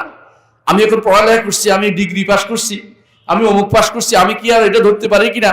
বাবাকে সহযোগিতা করুন, বাবা মায়ের কাজে সহযোগিতা করুন। হে বোন, মায়ের কাজে সহযোগিতা করুন। ডিপ্রেশনে ভুগবেন না, আল্লাহ বরকত দিবে, এটার মধ্যে ডিপ্রেশন আসবে না। আর ডিপ্রেশনের মধ্যে আরেকটা আসে, এটা রিলিজিয়াস ওসিডি বলে, এটাকে ধর্মীয় ওয়াসওয়াসা একটা মানুষের মধ্যে আসে বেশি। ধর্মীয় ওয়াসওয়াসা কেন আসে জানেন? শয়তান এই কাজে ভালো করে দেখছে যে এইটার তো কোনোভাবেই নষ্ট করতে পারতেছি না, এটাকে একটা ওয়াসওয়াসা রোগ লাগাই দেয়। বুঝছেন কিনা? এই ওয়াসওয়াসা রোগ থেকে আপনি খুশি হয়ে যাবেন ওয়াসওয়াসা রোগ আসলে। কারণ শয়তান তখন আশ্চর্য হবে, কিরে এই ওয়াসওয়াসা দিলেও তো সে খুশি কেন? এই ওয়াসওয়াসার মধ্যেও সে খুশি কেন?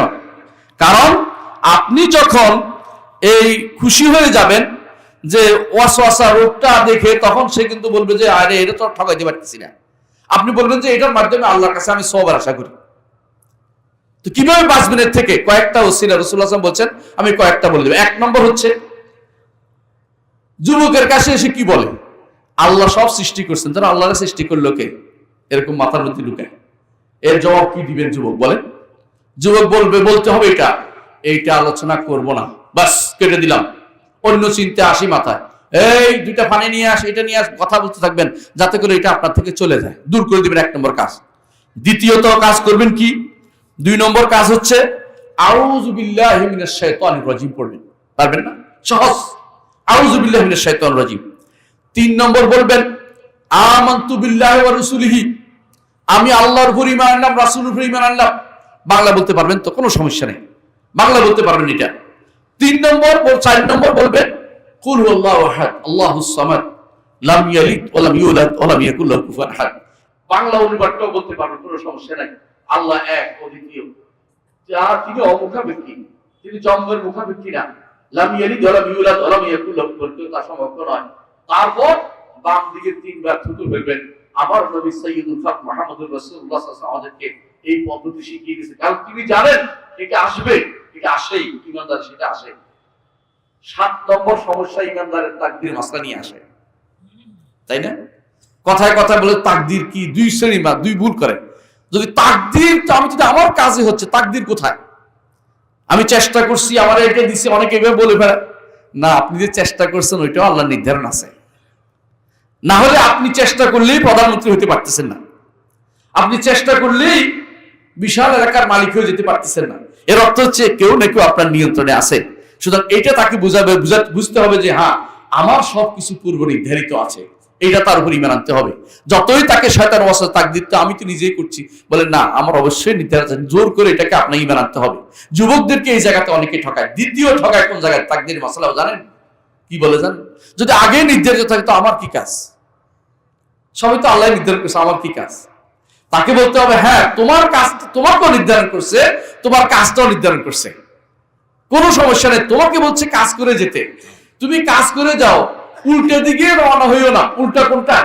আল্লাহ তো লিখছেই যা হবার হবে, আমি চুপ করে বসে থাকি না, তুমি চুপ করে বসে থাকো না, তুমিও কাজ করো।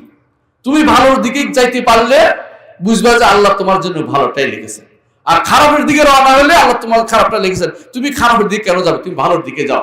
নবী রাসূলরা এসেছেন খারাপের দিকে আহ্বান করতে, না ভালোর দিকে আহ্বান করতে বলেন? ভালোর দিকে আহ্বান করতে। তুমি খারাপের দিকে কেন যাবে? তখন তাকে এভাবে শিক্ষা দিতে হবে। অবশ্যই তাকদীরের মাসলা আপনাকে বিভিন্নভাবে আপনাকে পথভ্রষ্ট করার জন্য চেষ্টা করবে। কিছু যুবক আছে, তাদেরকে এইভাবে বোঝানো হয়, এরা ভুল বুঝায়। কি বুঝায় জানেন?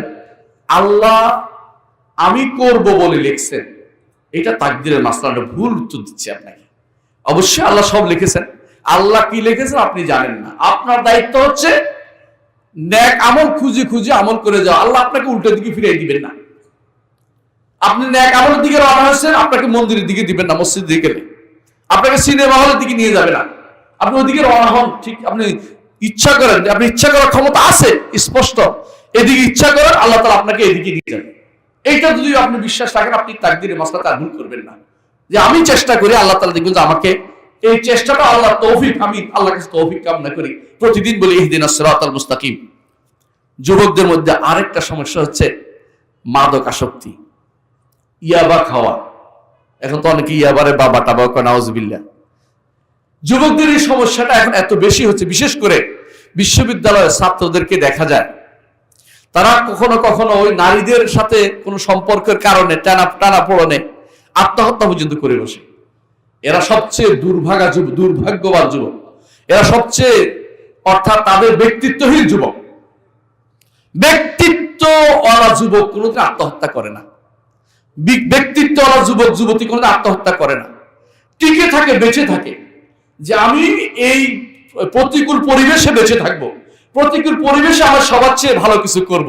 এই যুবকরা হচ্ছে শ্রেষ্ঠ যুবক, যারা প্রতিকূল পরিবেশে কিছু করতে পারে। হাজারো তাদের কান কাটা যেতে পারে, দাঁত পড়ে যেতে পারে, কিন্তু তারা আত্মহত্যা করবে না। তাদের মধ্যে বিভিন্ন চাকরি না থাকতে পারে, আত্মহত্যা করবে না। তারা বলবে আমার জীবন আছে, আলহামদুলিল্লাহ, এই জীবনটাই তো একটা নিয়ামত আমার জন্য। কত মানুষ কত কষ্টে আছে। যুবক যদি চিন্তা করতো যে আমাকে আল্লাহ দুইটা হাত দিয়েছে সুন্দর, আমাকে দুইটা পা দিয়েছে, আমাকে চোখ দিয়েছে, আর কত মানুষ রাস্তায় ঘুরছে, হাত নাই, চোখ নাই। এমনকি একটা যুবকের একটা বিবেক, সুবহানাল্লাহ। হাসান ইবনে আলী রাদিয়াল্লাহু আনহু, নাম শুনেছেন? রাসূলের নাতি, বড় নাতি। একজন দেখলেন যে এক লোকে উল্টাপাল্টা বলতেছে, তিনি ওই দিন যা আছে হাতের কাছে সব সদকা করে দিলেন, বলে যে আল্লাহ যে আমাকে একটা বিবেক দিয়েছে, এর চেয়ে বড় নিয়ামত আমি আর খুঁজে পাচ্ছি না এখন ইমানের পরে আল্লাহ তাআলা একটা সুস্থ বিবেক আমাকে দিয়েছেন। হে যুবক, কেন আপনি নিজেকে নষ্ট করবেন? কেন আপনি মাদক গ্রহণ করবেন? কেন ফ্যাসিলিটি নেবেন? কেন আপনি গাড়া জাতীয় কি বলে এগুলিকে আঠা টানবেন, আগুন লাগে কেন টানবেন? যুবকদের নষ্ট হয়ে যাচ্ছে। এই যুবকদের জন্য আপনার সময় ব্যয় করা দরকার। আপনি তাদেরকে দেখলে বুঝিয়ে বলবেন, যুব জীবনটা কেন নষ্ট করছো?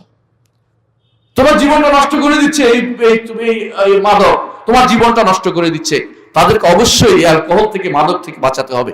যুবকরা বুঝতে হবে যে এগুলি ইসলাম কেন হারাম করেছে, কারণ এটা কোনোদিন ভালোর দিকে নিয়ে যায় না, এটা কোনোদিন ভালোর দিকে নিয়ে যায় না। যুবকদের মধ্যে আরেকটা বড় সমস্যা এখন বর্তমানে, সেটা হচ্ছে বলে যে আমার বাবা মা ভিন্ন কাজে ব্যস্ত, আমি আমার খোঁজ খবর নেই। এটা দেখা যায় বিশেষ করে যে পরিবারে দুইজন চাকরি করে বাবা মা, ওই পরিবারটা সবচেয়ে দুর্ভাগ্যবান পরিবার। বাবা মা উভয় চাকরি করতে, আল্লাহ তাআলার ফিতরাত বিরোধী কাজ এটা। কারণ পরিবারে একজন লোক থাকতে হয় দেখাশোনার জন্য। পরিবারের সন্তান যদি কোনো বুয়ার কাছে বড় হয়, বড় হলে বাবা মার প্রতি তার টান থাকবে না, বাবা মাও তার প্রতি টান থাকবে না। সন্তানের আগলে রাখার যে আনন্দ, মায়ের সন্তানকে কাঁধে তুলে চলানোর যে দায়িত্ব পিতার, তাকে যে সাথে নিয়ে হাত ধরে ধরে মসজিদে আনার যে আনন্দ, এটা যে ব্যক্তি অনুভব করে নাই, সেই ব্যক্তি সন্তানকে মানুষ করতে পারে নাই। আমানতের খেয়ানত করেছো বাবা, তুমি আমানতের খেয়ানত করেছো। ছোট কাল থেকে তুমি সন্তানকে তুমি কেন সাথে নিয়ে আসলে না? কেন মসজিদে নিয়ে আসো না ধরে ধরে, হাত ধরে? বৃদ্ধ হলে সে তোমাকে হাত ধরে নিয়ে আসবে। যুবক বয়সে তাকে তুমি হাত ধরে নিয়ে আসো, বৃদ্ধ হলে সে তোমাকে হাত ধরে নিয়ে আসবে। আমি আরব দেশের এক শেখকে দেখছি, তিনি তার সন্তানকে বলছেন, বৃদ্ধ হয়ে গেছেন, কোরআন পড়তেন, এখন তিনি কোরআন পড়তে পারেন না। সন্তানকে বলছে তুমি আমাকে কোরআন পড়ে শোনাও। সন্তানের কাজও সারাদিন বাবার কাছে বসে বসে কোরআন পড়ে বাবা শুনে, আর মাঝে মধ্যে বাবা ভুল ধরে দেয়, শুদ্ধ করে দেয়, ঠিক করে দেয়, নাহলে শুনতে থাকে। এই যে আনন্দ, এটা পৃথিবীতে আর কোথাও আপনি খুঁজে পাবেন না, পৃথিবীতে আর কোথাও খুঁজে পাবেন না। দুনিয়ার সবচেয়ে বড় আনন্দ হচ্ছে 3 পুরুষের দোয়া, রব্বি আউজি'নি আন আশকুরা নি'মাতাকা আল্লাতী আন'আমতা আলাইয়া ওয়া আলা ওয়ালিদাইয়া ওয়া আন আ'মালা সালিহান তারদা ওয়া আসলিহ লি ফি যুররিয়্যাতি ইন্নী তুবতু ইলাইকা ওয়া ইন্নী মিনাল মুসলিমিন। 3 পুরুষের দোয়া। কি দোয়া করছে বুঝছেন? আল্লাহ, আপনি যে আমার নিয়ামত দিয়েছেন, এর শুকরিয়া আদায় করার তৌফিক দিন। এর শুকরিয়া আদায় করার তৌফিক দিন। বলতে পারবেন না বাংলায়? আল্লাহ, আপনি আমার যে নিয়ামত দিয়েছেন, এর শুকরিয়া আদায় করার তৌফিক দিন। আমার পিতামাতার উপর যে নিয়ামত দিয়েছে সেটার শুকরিয়া আদায় করার তৌফিক দিন। আর আমার সন্তানদেরকে ন্যাক করুন। কয় পুরুষের দোয়া? 3 পুরুষের দোয়া। রব্বি আউজি'নি আন আশকুরা নি'মাতাকাল্লাতী আন'আমতা আলাইয়া ওয়া আলা ওয়ালিদাইয়া ওয়া আন আ'মালা সালিহান তারদা। আমি যেন নেক আমল করতে পারি। ওয়া আসলিহ লি ফি যুররিয়াতি, আল্লাহ আমার সন্তানদেরকে আপনি ঠিক করে দিন। 3 পুরুষের দোয়া এটা। 3 পুরুষের দোয়া। এই দোয়াটা আপনারা প্রতিদিন করবেন আল্লাহর কাছে। যে পিতা মাতার জন্য দোয়া হবে, নিজের জন্য হবে, সন্তানের জন্য দোয়া হবে। এটা খুবই দরকার। শুধু পরিবারকে যারা এইভাবে রেখে এদিক সেদিক ঘুরে করছেন, তারা কিন্তু বিশাল ভুল করে যাচ্ছেন। পিতা মাতা এই অন্যায় করে যাচ্ছেন, সন্তানরা কিন্তু পথ হারিয়ে যাচ্ছে আপনাকে রেখে। আর যুবকদের 10 নম্বর সমস্যা হচ্ছে, যুবকরা বেশিরভাগ সময় বিয়ে শাদীতে দেরি করে যুবকরা বেশি বিপদে পড়ছে। পিতা আপনার সম্পদ থাকলে সন্তানকে সহযোগিতা করুন। এটা আপনার বিয়ে যত তাড়াতাড়ি করবেন এটা খুবই দরকার। বিয়ে তাড়াতাড়ি করিয়ে দেন তাকে সুস্থ রাখার জন্য। বিশ্বাস করুন, বিয়ের আগে মানুষ দুনিয়ার আবল তাবল চিন্তা করতে থাকে। বিয়ে করার পরে যুবক কিন্তু ঘরমুখী হয়। ঘরমুখী করার জন্য বিয়ের চেয়ে উত্তম কোনো প্রতিষেধক নাই। আপনার সন্তানকে, আপনার মেয়েকে, ছেলেকে বিয়ে দিয়ে দ্রুত আপনি পরিবার গঠন করতে তাকে শিখিয়ে দিন। এটা খুব দরকার। যত বেশি দেরি হবে তত আমাদের সমাজ নষ্ট হবে। সরকার তো 18 বলছে, আমাদের সমাজে 18 মধ্যে তো বিয়ে হয় না। দেখি বেশিরভাগ তো আরো বেশি পর্যায়ে বিয়ে করতেছে। কেন? যত তাড়াতাড়ি সম্ভব বিয়ে করা, যত তাড়াতাড়ি সম্ভব বিয়ে। 18 অপেক্ষা করতে আমি বলছি না, আমি বলছি যত তাড়াতাড়ি সম্ভব তাদেরকে বিয়ে দেন।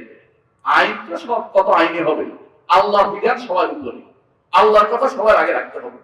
আপনার সন্তানকে যখন দেখবেন যে চোখে ধরা হয়ে গেছে, আপনার মেয়েকে কেউ খারাপ ভাবে কথাবার্তা বলা চিন্তা ভাবনা করতেছে, আপনি খোঁজ পান, খবর পান, বিয়ে দিয়ে দেন। ভালো ছেলে দেখে বিয়ে দিয়ে দেন। রাসূলুল্লাহ সাল্লাল্লাহু আলাইহি ওয়াসাল্লাম বলেছেন, ইজা জাআকুম মান তারদাউনা দীনাহু ওয়া খুলুকাহু ফাযাওয়িজুহু ওয়া ইল্লা তাকুন ফিতনাতুন ফিল আরদি ওয়া ফাসাদুন আলীম। যখন তুমি দেখবে এমন কোন ছেলে পাবে যার দ্বীনদারি এবং চরিত্র, চাকরির কথা বলে নাই, দ্বীনদারি এবং চরিত্র তাকে তোমার চমৎকৃত করবে, তার কাছে বিয়ে দিয়ে দাও। না দুনিয়া তাহলে ফেতনা ফাসাদে ভর্তি হয়ে যাবে। আর মেয়ে বিয়ে করার ক্ষেত্রে বলছে 4 কারণে মেয়ে বিয়ে করা হয়। এর মধ্যে উত্তম হচ্ছে ওই ব্যক্তি যে ব্যক্তি দ্বীনদারি দেখে বিয়ে করে। বাকিটার কথা আপনারা জানেন, এই জন্য বললাম না। দ্বীনদার দেখে মেয়ে বিয়ে করুন। দ্বীনদার এবং চরিত্রবান দেখে অতিরিক্ত একটা গুণ, সেটা হচ্ছে চরিত্রবান দেখে ছেলে পছন্দ করে বিয়ে দিয়ে ছেলেদেরকে এইভাবে ভালো অবস্থায় তাদেরকে বিয়ের ব্যবস্থাপনা করুন। প্রিয় ভাইরা, ইসলামে কিছু নমুনা দিয়েছে আমাদেরকে, যুবকদের কিছু নমুনা আছে। 1 নম্বর নমুনা হচ্ছে ইব্রাহিম আলাইহিস সালাম। ইব্রাহিম আলাইহিস সালাম তাওহীদের নমুনা পেশ করেছেন। আল্লাহ কোরআনে কারীম উল্লেখ করেছেন, যখন তিনি কি করেছেন, যখন মূর্তিগুলি ভাঙলেন, আপনারা জানা আছে কাহিনী। সবাই দৌড়ে আসলো, কে করলো? ক্বালু সামি'না ফাতান ইয়াযকুরুহুম ইউকালু লাহু ইব্রাহিম। তারা বলল যে একটা যুবকের কথা শুনছি, এই যুবক এই কাজ করে থাকতে পারে যাকে ইব্রাহিম বলা হয়। কে? যুবক। আল্লাহর দ্বীনের বিরুদ্ধে যুবকরা চুপ থাকতে পারে না। আল্লাহর দ্বীনের বিরুদ্ধে কিছু হবে, চুপ থাকতে পারে না। শিরিক হবে, যুবকরা চুপ থাকতে পারে না। বেদাত চলবে, যুবকরা চুপ থাকতে পারে না। সেখানে সাহসের সাথে কথা বলবে, এটা বেদাত, এটা শিরিক, এটা বেদাত, এটা শিরিক, এটুকু তো বলতে পারবে। হাত দিয়ে ভাঙার তার ক্ষমতা নাই, ভাঙতে পারলো না, কিন্তু এটা তো করতে পারবে, অন্তত বলতে তো পারবে। কিন্তু আমাদের সমাজে আজ শিরিক হলো, কুফর হলো বলে না। কি বলে? এইটা বললে যদি কোনো আমাদের সমাজ নষ্ট হয়ে যায়, ঐক্য নষ্ট হয়ে যায়, ঐক্যের টান কেউ দেয়, আবার ঐক্যের কথা বলে শিরকের সম্মুখে কথা বলে না। নাউযুবিল্লাহ। এটা যুবকদের কাজ হতে পারে না। ইব্রাহিম আলাইহিস সালাম আমাদের জন্য নমুনা। তিনি আল্লাহ তাআলা তাকে যুবক অবস্থায় তাকে দ্বীন দিয়ে পরীক্ষা করে তাকে পাশ করে ইমাম বানিয়ে নিয়েছেন। আপনি যদি কোনো যুবক অবস্থায় টিকে থাকতে পারেন, আপনার জন্য ঈমান রয়েছে। কি পুরস্কার রয়েছে আমি একটু পরেই বলছি। দ্বিতীয় পুরস্কার, দ্বিতীয় যে নমুনা হচ্ছে ইউসুফ আলাইহিস সালাম, যে ঘরে প্রতিপালিত হয়েছেন, যার দাস তিনি আজিজ মিসর তাকে কিনে আনছে। তিনি তো যুবক মানুষ ছিলেন, জোর করে তার ভাইরা তারে বিক্রি করে দিয়েছে। তিনি তো কোনো দাস ছিলেন না, কিন্তু দাসত্বে পড়ে গেছেন তিনি। এমন সময় ওই যে ঘরে তিনি আসেন এই ঘরের সুন্দরী নারী তার সাথে অপকর্ম করতে চেয়েছে, নাউযুবিল্লাহ। কিন্তু তিনি কি বলেছেন? মাআযাল্লাহ ইন্নাহু রাব্বি আহসানা মাথওয়ায়া, আল্লাহর কাছে আশ্রয় নিচ্ছি, আল্লাহর আশ্রয় নিচ্ছি, আমি এই কাজ আমি করতে পারবো না, এই কাজ আমি করতে পারবো না। যুবক, আপনার জন্য নমুনা হচ্ছে ইউসুফ আলাইহিস সালাম। আপনি ইউনিভার্সিটিতে পড়েন, আপনি কলেজে পড়েন, আপনি বিভিন্ন প্রতিষ্ঠানে পড়েন, আপনার সামনে চোখের সামনে অনেক রকমের হারাম জিনিস আসবে। আপনি যদি কোনো ইউসুফ আলাইহিস সালামকে অনুসরণ করেন, আপনি সম্মানিত হবেন। আপনি সেটা অনুসরণ করে চলেন, সেটা অনুসরণ করে চলেন। ইসমাইল আলাইহিস সালামের কথা মনে করুন। আল্লাহ তাআলা তার সম্পর্কে বলেছেন, কি বলেছেন? ওয়াজকুর ফিল কিতাব ইসমাইল ইন্নাহু কানা সাদিকাল ওয়াদ ওয়া কানা রাসূলান নাবিয়্যা ওয়া কানা ইয়া'মুরু আহলাহু বিস-সালাতি ওয়াজ-যাকাতি ওয়া কানা 'ইনদা রাব্বিহি মারদিয়্যা। বলছে তিনি ওয়াদা পূর্ণ করে, আল্লাহ তিনি ওয়াদা করলে কোনোদিন ওটা পূরণ করতেন তিনি, এত কঠিন। একজন তাকে বলছে একটু দাঁড়াও, আমি ভাই বাসা থেকে আসি, এই কথা বলে বাড়িতে গেছে, ভুলে গেছে বাড়িতে। বুঝলেন না কথাটা? 3 দিন পরে আসে দেখেছে উনি দাঁড়ায় রয়েছে। চিন্তা করতে পারেন আপনি হলে কি করতেন? একটা লাঠি লিয়ে দুটো বাড়ি দিতেন, বেটা তুই এত এই সেই উল্টা পাল্টা করতে, তুই দেরি করে আসছিস। উনি বললেন যে বাবা তুমি 3 দিন আমাকে দাঁড়া করে রাখছো, তুমি তো অনেক দেরি করে ফেলেছো। বুঝছেন কথা? সাদিকাল ওয়াদ, ওয়াদা কিভাবে সত্য করতে হয় নবীরা দেখিয়ে দিয়েছেন। যুবকরা সেরকম ওয়াদা সত্য করে দেখাবে, কথা বলবে, সত্য ওয়াদা করবে, তার সত্য পূরণ করে দেখাবে। আমার নবী মুহাম্মদ রাসূলুল্লাহ সাল্লাল্লাহু আলাইহি ওয়াসাল্লাম যুবক বয়সে তিনি এই সততার কারণে খাদিজা রাদিয়াল্লাহু আনহার চোখে পড়েছেন, ধনাঢ্য নারীর চোখে পড়েছেন। এই সততা যে তিনি ব্যবসা করছেন, সততার সাথে ব্যবসাতে সফলতা দেখিয়েছেন, খাদিজা রাদিয়াল্লাহু আনহার তার চোখে তিনি পড়েছেন যে তার সাথে আমার বিয়ে হওয়া জরুরি, তারপর তিনি বিয়ে করেছেন তাকে। সততা খুবই গুরুত্বপূর্ণ জিনিস, বলে না অনেস্টি দ্য বেস্ট পলিসি বলে, কেন আসলে সততা খুবই গুরুত্বপূর্ণ জিনিস। সততার কোনো মূল তুল্য থাকতে পারে না। আর তিনি কি করতেন? কানা ইয়া'মুরু আহলাহু বিস-সালাতি ওয়াজ-যাকাত, সালাত এবং যাকাতের নির্দেশ দিতেন। নবীদের এই থেকে আমরা অবশ্যই সেখান থেকে কিছু নিতে পারি। দাউদ আলাইহিস সালাম, মুসা আলাইহিস সালামের কথা স্মরণ করুন। বের হয়েছে, দেখলো যে মারামারি করতেছে কিপ্তি আর বনি ইসরাইল, এক চড় দিছে মরে গেছে। ইচ্ছা করে তো আর মারেন না, মরে গেছে, এটা কথা। কিন্তু তিনি অন্যায়ের বিরুদ্ধে প্রতিবাদী হয়েছেন। এই প্রতিবাদী হওয়া এটা যুবকদের কাজ, যুবকদের কাজ প্রতিবাদী থাকা। দাউদ আলাইহিস সালাম, আল্লাহ তাকে যুদ্ধের ময়দানে তাকে এক যুদ্ধ করাইয়া তাকে কি পর্যন্ত দিয়েছে? রাজত্ব পর্যন্ত দিয়ে দিয়েছেন। একজন মানুষ এই জন্য যুবক যখন হবে তার কর্ম কাজের পরিধি বাড়বে, কাজ চিন্তা করবে, চুপ করে বসে থাকবে না সে কোনোদিন। আমি সব শেষে কয়েকজনের কথা বলে শেষ করবো, আপনারা উঠে যাবেন না দয়া করে। ইয়াহিয়া আলাইহিস সালাম, আল্লাহ তার সম্পর্কে বলেছেন, কি বলেছেন? হাসুর ছিলেন। হাসুর অর্থ হচ্ছে নারীদের কাছে তিনি, নারীর আসক্তি মুক্ত তিনি ছিলেন, অর্থাৎ নারীদের কাছে যাওয়ার জন্য ব্যস্ত হয়ে পড়তেন না। তার প্রশংসা করেছেন। আজকাল যুবকরা যেভাবে তথাকথিত প্রেম নামক জিনিস বিয়ের আগে যুবক যুবতীরা করে, এগুলি হচ্ছে হারাম সম্পর্ক, এগুলি ইসলাম কোনোদিন অনুমোদন করে না। এগুলির জন্য কোনো কথা বলা, এগুলির জন্য চেষ্টা করা, চিন্তা করা সবই হচ্ছে হারামের অন্তর্ভুক্ত। এটা ইমানদার করতে পারে না। সাহাবায়ে কেরাম সব যুবক ছিলেন, বেশিরভাগ যুবক ছিলেন। আল্লাহ তাআলা যুবকদের মাধ্যমে পূর্ণ রিভলিউশন করে দিয়েছেন। আপনাদেরকে বলছি, আপনাদের মাধ্যমে আল্লাহ পরিবর্তন করে দিবেন। এই যুবকরা যারা আজ বাংলাদেশের পরিবর্তন এনেছে, তারা যদি সবাই দিনদার হইতো, কেমন হইতো বলেন তো? ভালো হইতো না খারাপ হইতো? ভালো হইতো না?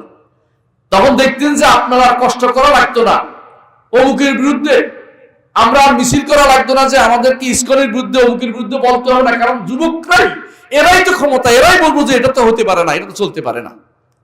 আমরা তো এদেরকে তৈরি করতে পারি নাই। আপনাকে বলছি, এই যুবকদেরকে এই দ্বীনের উপর যদি তৈরি করতে পারেন, তাহলে আপনার লাভ কি? আমি কয়েকটা লাভ বলছি। রাসূলুল্লাহ সাল্লাল্লাহু আলাইহি ওয়াসাল্লাম বলেছেন, যে ব্যক্তি আল্লাহর ইবাদতে বড় হবে যুবক, সেই যুবককে আল্লাহ তাআলা আরশের নিচে ছায়া দিবেন। কিয়ামতের মাঠে কোনো ছায়া থাকবে না। সেদিন যাদেরকে আল্লাহ আশ্রয়ের নিচে ছায়া দিবেন, তাদের মধ্যে ওই যুবক, যে যুবক আল্লাহর ইবাদতে বড় হয়েছে। আল্লাহর ইবাদতে বড় হলে মসজিদে আসতে হবে কিনা? মসজিদে আসতে হবে না? মসজিদে আসতে হবে। মসজিদে এসে নিয়মিত আসা যাওয়া করেন, শয়তান আপনার থেকে পালাবে। নিয়মিত মসজিদে আসবেন, ওয়াদা করে মসজিদে আসবো, যত কিছুই করেন মসজিদে আসবো, আপনি বিশ্বাস করেন মসজিদে আসলে আপনার জন্য কল্যাণ রয়েছে। মসজিদে আসলে আপনি অবশ্যই ভালো কিছু পাবেন। রাসূলুল্লাহ সাল্লাল্লাহু আলাইহি ওয়াসাল্লাম বলেছেন যে মসজিদে আসলে যদি কোনো কারণে দেরি হয়, মসজিদের জায়গাটা আপনাকে দেখলে খুশি হয়ে যায়। সুবহানাল্লাহ।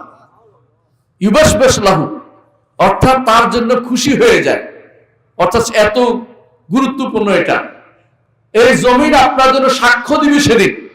এই জমিন আপনার জন্য সাক্ষ্য দিবে যে আমাকে এই যুবক বয়সে আমাকে সেজদা করেছিল, যুবক বয়সে আমাকে সেজদা দিয়েছিল আপনার জন্য আল্লাহ, আপনি তাকে জাহান্নামের থেকে মুক্তি দেন। জমিন আপনার জন্য সাক্ষ্য দিবে সেদিন। তো মসজিদে আসার উপকার আপনার বেশি। রাসূলুল্লাহ সাল্লাল্লাহু আলাইহি ওয়াসাল্লাম আরো বলেছেন 5টি জিনিসকে 5টি জিনিসের আগে স্থান দাও। এর মধ্যে একটি বলেছেন যৌবনকে বৃদ্ধের আগে স্থান দাও। ঠিক কিনা বলেন? যৌবন বয়সে যে ইবাদত করতে পারবেন, বৃদ্ধ বয়সে ইবাদত করতে পারবেন না। বৃদ্ধ বয়সে আপনি ওযু করতে গেলে কাশি আসবে, কাশি দিলে ওযু চলে যায়। যৌবন বয়সে আপনি একটা ওযু দিয়ে যোহর, আসর, মাগরিব, এশা পর্যন্ত পড়তে পারে অনেকে। কারণ যুবকদের ওযু, তাদের শরীর সুঠাম থাকে, কাজ করতে পারে। আল্লাহর কাছে এই যুবকদের ইবাদত বেশি প্রিয়, যুবক বয়সের ইবাদত আল্লাহর কাছে বেশি প্রিয়। এই জন্য হাসরের দিন অতিরিক্ত একটা প্রশ্ন করা হবে, আর উমরিহি ফিমা আফনা, জীবন কিসে ব্যয় করেছে একটা প্রশ্ন তো অবশ্যই করবেন। আর একটা প্রশ্ন করবেন আন শাবাবিহি ফিমা আবলা, যৌবন বয়স তুমি কিসে ব্যয় করেছো। যৌবনটা আলাদা একটা প্রশ্ন হবে রে ভাই। সুতরাং যৌবনের প্রশ্নের উত্তরটা রেডি রাখেন, যৌবনের প্রশ্নের উত্তরটা রেডি রাখেন। তাহলে আমাদের কি করতে হবে আমি সংক্ষেপে বলছি। 1 নম্বর হচ্ছে আমরা একমাত্র আল্লাহর ইবাদত করব। কার ইবাদত করব? আল্লাহ। আল্লাহ তাআলা বলেছেন ওমা খালাকতুল জিন্না ওয়াল ইনসা ইল্লা লিয়াবুদুন, আমি জিন এবং মানুষকে একমাত্র আমার ইবাদতের সৃষ্টি করেছি, রিজিক চাই না। এই ইবাদত কঠিন নয়। যারা যুবক আছে, পয়সা নাই, তাদের জন্য একটা মাত্র ইবাদত রয়েছে, আর বাকিগুলি মেনে নিলে হইল। বছরে একবার শুধু রোজা আসে, রোজাতে তার উপকার, তার যে সমস্ত পার্থিব চাহিদা আছে এগুলি কমিয়ে দিবে, অন্তত তাকে বাঁচিয়ে রাখবে, ভালো অবস্থা থাকবে। আর যদি প্রতিদিন সালাতের মধ্যে থাকে, ইন্না সালাতা তানহা আনিল ফাহশাই ওয়াল মুনকার, অশ্লীলতা থেকে সে বেঁচে যাবে এবং খারাপ কাজ থেকে বেঁচে যাবে। যেই সময়টা সালাতের মধ্যে থাকবে, অন্তত এই সময়টা হারাম ছবি দেখা থেকে বাঁচছে। ঠিক কিনা বলেন? নিঃসন্দেহ সময়টা অন্তত আপনার বাঁচছে, ওই সময়টা আপনার গুনাহ থেকে বেঁচে গেছে। 5 ওয়াক্ত আসা যাওয়ার মধ্যে সময়টা ব্যয় করুন। যেই সময়টা আল্লাহর জন্য ব্যয় করবেন, এটা আখিরাতে উঠবে। আর যেই সময়টা আপনি শয়তানের পথে ব্যয় করবেন, আখিরাতে সেটা আপনার বিরুদ্ধে যাবে। সেই জন্য আল্লাহর ইবাদতে 1 নম্বর কাজ হচ্ছে আল্লাহর ইবাদতে নিজেকে ব্যয় করুন। দ্বিতীয় হচ্ছে একমাত্র মুহাম্মদুর রাসূলুল্লাহ সাল্লাল্লাহু আলাইহি ওয়াসাল্লামকে অনুসরণ করুন। অনুসরণের জন্য নেতা খেতা সব বাদ দেন। অমুক তমুক দেশের বাইরে কে কি রেখেছে এটা দেখবেন না, রাসূলুল্লাহ সাল্লাল্লাহু আলাইহি ওয়াসাল্লামকে অনুসরণ করুন। আমি একবার দেখলাম ঢাকার কিছু যুবক দাড়ি রাখছে। আমি ক্লাসে যাইয়া বললাম যে মাশাআল্লাহ, এবার দেখলাম খুব ভালো খবর। কি ছাত্র বলে কি খবর? আমি বললাম যে ঢাকার যুবকরা দাড়ি রাখছে। বলে স্যার ওই দাড়ি আপনার সুন্দর দাড়ি রাখে না। বলে কি রে? ওই তাদের এক খেলোয়াড় দাড়ি রাখছে দেখে তারা একটা দাড়ি রেখে দিচ্ছে। আউযুবিল্লাহ। কার অনুসরণ করছে সে? কাফের অনুসরণ করে চলেছে। আজ আমাদের মেয়েরা তাদের চুলকে সাজানোর দিক থেকে, চলার দিক থেকে কাফের নারীদের অনুসরণ করে চলে, আর আমাদের যুবকরা কাফের পুরুষদের অনুসরণ করে চলছে। তারা আল্লাহ রাসূল সাল্লাল্লাহু আলাইহি ওয়াসাল্লামের সুন্নতের অনুসরণ করছে না। আল্লাহ রাসূল সাল্লাল্লাহু আলাইহি ওয়াসাল্লামের সুন্নতের অনুসরণ করলে একদিকে সওয়াব, একদিকে হেদায়েত, একদিকে গুনাহ থেকে বাঁচার জন্য তার একটা অবলম্বন, 3টি অবলম্বন একসাথে পেয়ে যাচ্ছে। এটা তারা করে না। 3 নম্বর যে কাজটি করবেন, কাকে অনুসরণ করবেন, একজন আদর্শ ঠিক করেন। আদর্শ ঠিক করেন। আল্লাহ তাআলা বলেছেন ওয়াত্তাবি সাবিলা মান আনাবা ইলাইয়া, যে আমার দিকে প্রত্যাবর্তন করে তার পথ অনুসরণ করো। আল্লাহর দিকে প্রত্যাবর্তন করছে কারা? সাহাবায়ে কেরাম। সবার আগে কারা? সাহাবায়ে কেরাম। সাহাবায়ে কেরামের মধ্যে আমি কয়েকজন নাম বলবো, শেষ করব ইনশাআল্লাহ। 1 নম্বর হচ্ছে মুসাব ইবনে উমাইর রাদিয়াল্লাহু আনহু। মুসাব ইবনে উমাইর রাদিয়াল্লাহু আনহু এমন এক যুবক, রাসূলুল্লাহ সাল্লাল্লাহু আলাইহি ওয়াসাল্লাম তাকে মক্কাতে পাঠিয়েছেন, মক্কা থেকে মদিনায় পাঠিয়েছেন যে আমি যাওয়ার আগে তুমি দেখো, ইসলামের দাওয়াত দাও। তিনি মদিনায় এসে এমন কোন ঘর রাখেন নাই যেটা ঈমানদার হয়নি। আল্লাহু আকবার। যুবকের কাজ হচ্ছে দাওয়াতের পথে লেগে থাকা। সাহাবায়ে কেরাম এই কাজটি দেখিয়ে দিয়েছেন, মুসাব ইবনে উমাইর রাদিয়াল্লাহু আনহু করে দেখাইছেন। তিনি হচ্ছে মুসাব ইবনে উমাইর রাদিয়াল্লাহু আনহু। আমাদের সমাজে আছে 17 বছর পর্যন্ত ফলারে কেবল খাইয়ে দেয়, মেয়েরও খাওয়াই দেয়, রান্না করে করে পারে না তারে আরো কিছু করে খাওয়াই দিতে ঘুমের মধ্যে। অথচ দেখেন 17 বছর বয়সে মোহাম্মদ বিন কাসেম কি জয় করেছেন বলেন তো? হিন্দুস্তান জয় করেছে, সিন্ধু সহ কিরমান সহ বিভিন্ন বিশাল এলাকা জয় করেছে, রাজা তাহিরকে পরাজিত করেছে 17 বছর বয়সে। আর 17 বছর বয়সে আপনি যুবক হন না, আপনার বিয়ের বয়স হয়নি বলে অনেকে বলে নাউজুবিল্লাহ। মানে 17 বছর বয়সে নেতৃত্ব দিছে বিশাল, যেই নেতৃত্বের কারণে ভারতবর্ষ আজ ইসলামের আলো দেখতে পেয়েছে। সেই নেতৃত্বের কারণে আপনার মতো যুবক কিন্তু অনেক কিছু করতে পারে, কিন্তু আপনি নিজেকে কোনদিন ছোট মনে করবেন না। আপনি মনে করবেন আমার কোদওয়া হচ্ছে সেই ব্যক্তিরা যারা চলে গেছে। সাহাবায়ে কেরামের মধ্যে দুইজন 15 বছর দুইজন কি করতেছে? প্রতিযোগিতা করতেছে কি জন্য? যুদ্ধে যাবে। একজন 15 বছর হওয়ার কারণে রাসূল অনুমতি দিলেন যে যাও তুমি যেতে পারবে। আরেকজন বললেন ইয়া রাসূলুল্লাহ আমি কিন্তু তাকে কুস্তিতে হারাই দিতে পারি, আমার বয়স কম হলে কি হয়েছে? যুদ্ধে যাবে এই জন্য, পালিয়ে বেড়াবে এই জন্য না, যুদ্ধে যাবে এই জন্য। রাসূলুল্লাহ সাল্লাল্লাহু আলাইহি ওয়াসাল্লাম কুস্তি করো দেখি, কুস্তিতে সে হারিয়ে দিল। রাসূল ঠিক আছে, দুইজনকে অনুমতি দেওয়া হলো। আল্লাহু আকবার। 15 বছরের মধ্যে 14 বছর 15 বছরের লোকেরা সেদিন জিহাদে যাওয়ার জন্য প্রস্তুত। আর 14-15 বছর আপনাদের কি শিশু? ওটা কিসের শিশু? ওটা বিয়ে করা দিলে নাতি করলইব কদিন পর, মানে ছেলে হইব, ছেলের ঘরে নাতি হয়ে যাবে 21 বছর বয়সে, এটা শিশু রয়ে গেছে। আপনারা জানেন সাহাবায়ে কেরামের মধ্যে একজন, তিনি 21 বছর বয়সে তিনি কি হয়েছিলেন? নাতি করে নিয়েছিলেন। জানেন তো এটা?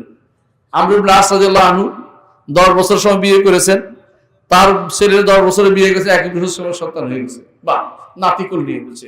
আর আপনারা 18 বছর পর্যন্ত 17 বছর পর্যন্ত শিশু, তাতে শিশু শোধনাগারে পাঠাচ্ছেন কেন? আপনার বাবা কি করেছে ছোটকালে তাকে ঠিক করতে পারেনি?